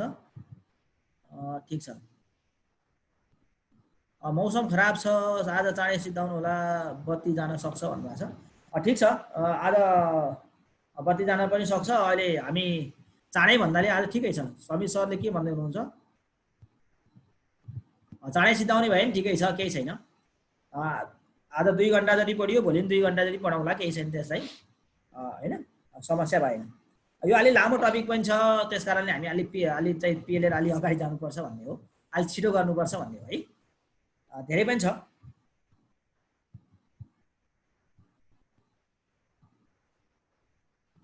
ए ठिक छ, आज चाहिँ मौसम खराब छ भन्ने कुरा आयो, ल ठिक छ। म यसलाई अब यो पर्यटनको 1 पेज जति भनेपछि तपाईँलाई आजलाई म गर्छु है त। अब इको टुरिज्मको कुराकानी गरौँ। इको टुरिज्म भनेको पर्यावरणलाई चाहिँ एकदम सुरक्षित गर्दै, प्रोटेक्सन गर्दै, त्यसलाई चाहिँ भनौँ न प्रमोसन गर्दै चाहिँ पर्यटनलाई आकर्षित गर्ने भन्ने कुराहरू आउँछ यसमा। यो हेक्टर सेवालस दासकुरनले यो चाहिँ 1983 मा सुरु यसको अवधारणा, एक कन्सेप्ट लिएर आउनुभएको थियो। विश्वमा पर्यटन दिवस कहिले मनाइन्छ भन्दा विश्वमा पर्यटन दिवस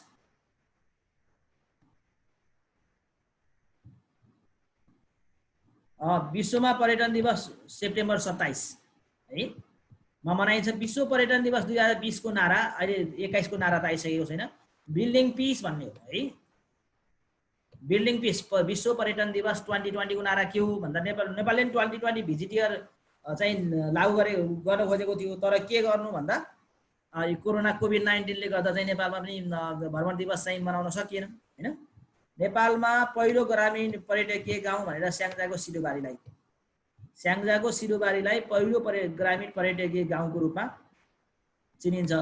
सगरमाथाको सफल आरोहण 1953 मे 29, 1953 मे 29 है। त्यसपछि विश्वको सबभन्दा लामो र अग्लो पदयात्रा भनेको ग्रेट हिमालय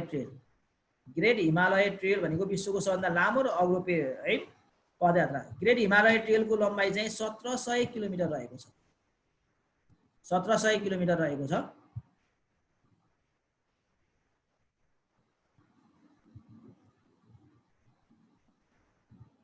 म अगाडि बढेँ है त।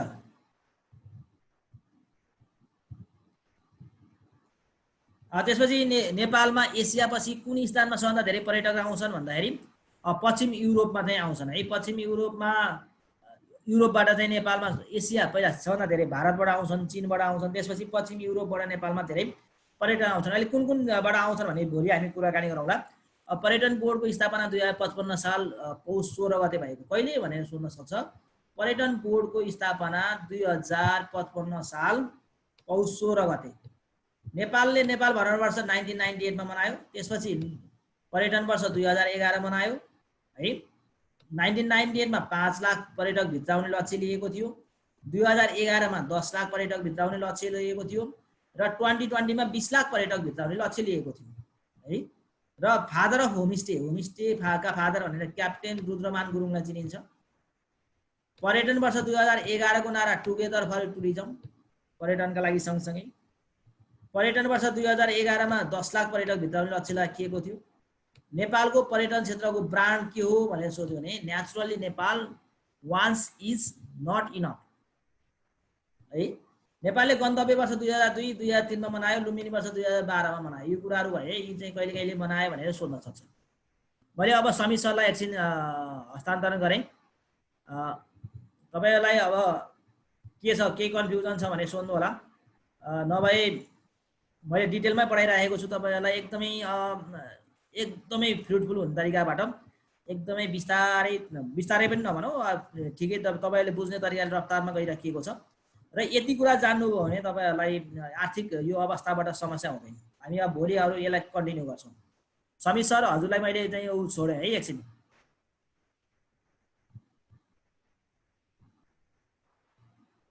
मैले अनम्युट गरिदिएको छु हजुरलाई।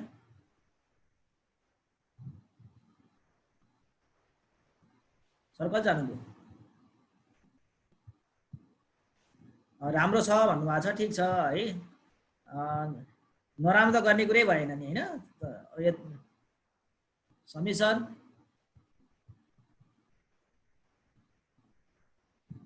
खै सरले केही सन्देश दिन्छु भन्दै हुनुहुन्थ्यो।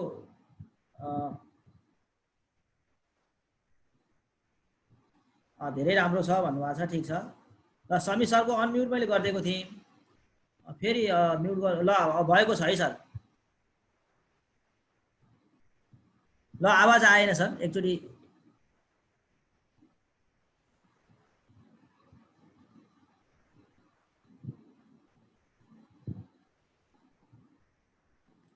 आवाज मैले त सुनिन।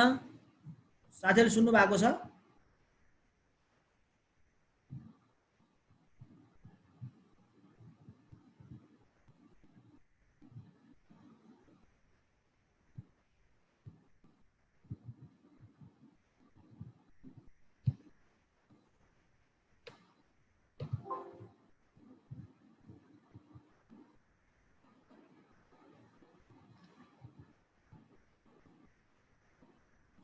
सर आवाज नै आएन हजुरको, किन हो? साउन्ड चाहिँ केही भयो कि हजुरको? हजुरको कुनै नै आवाज आएन, साथीहरुले सुन्नु भएको छैन।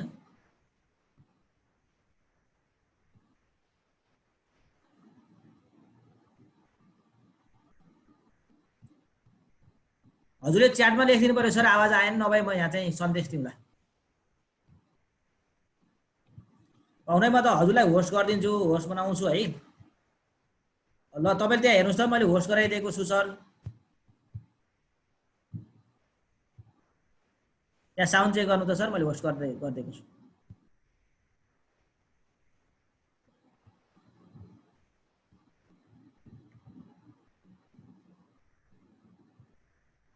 आवाज आएन।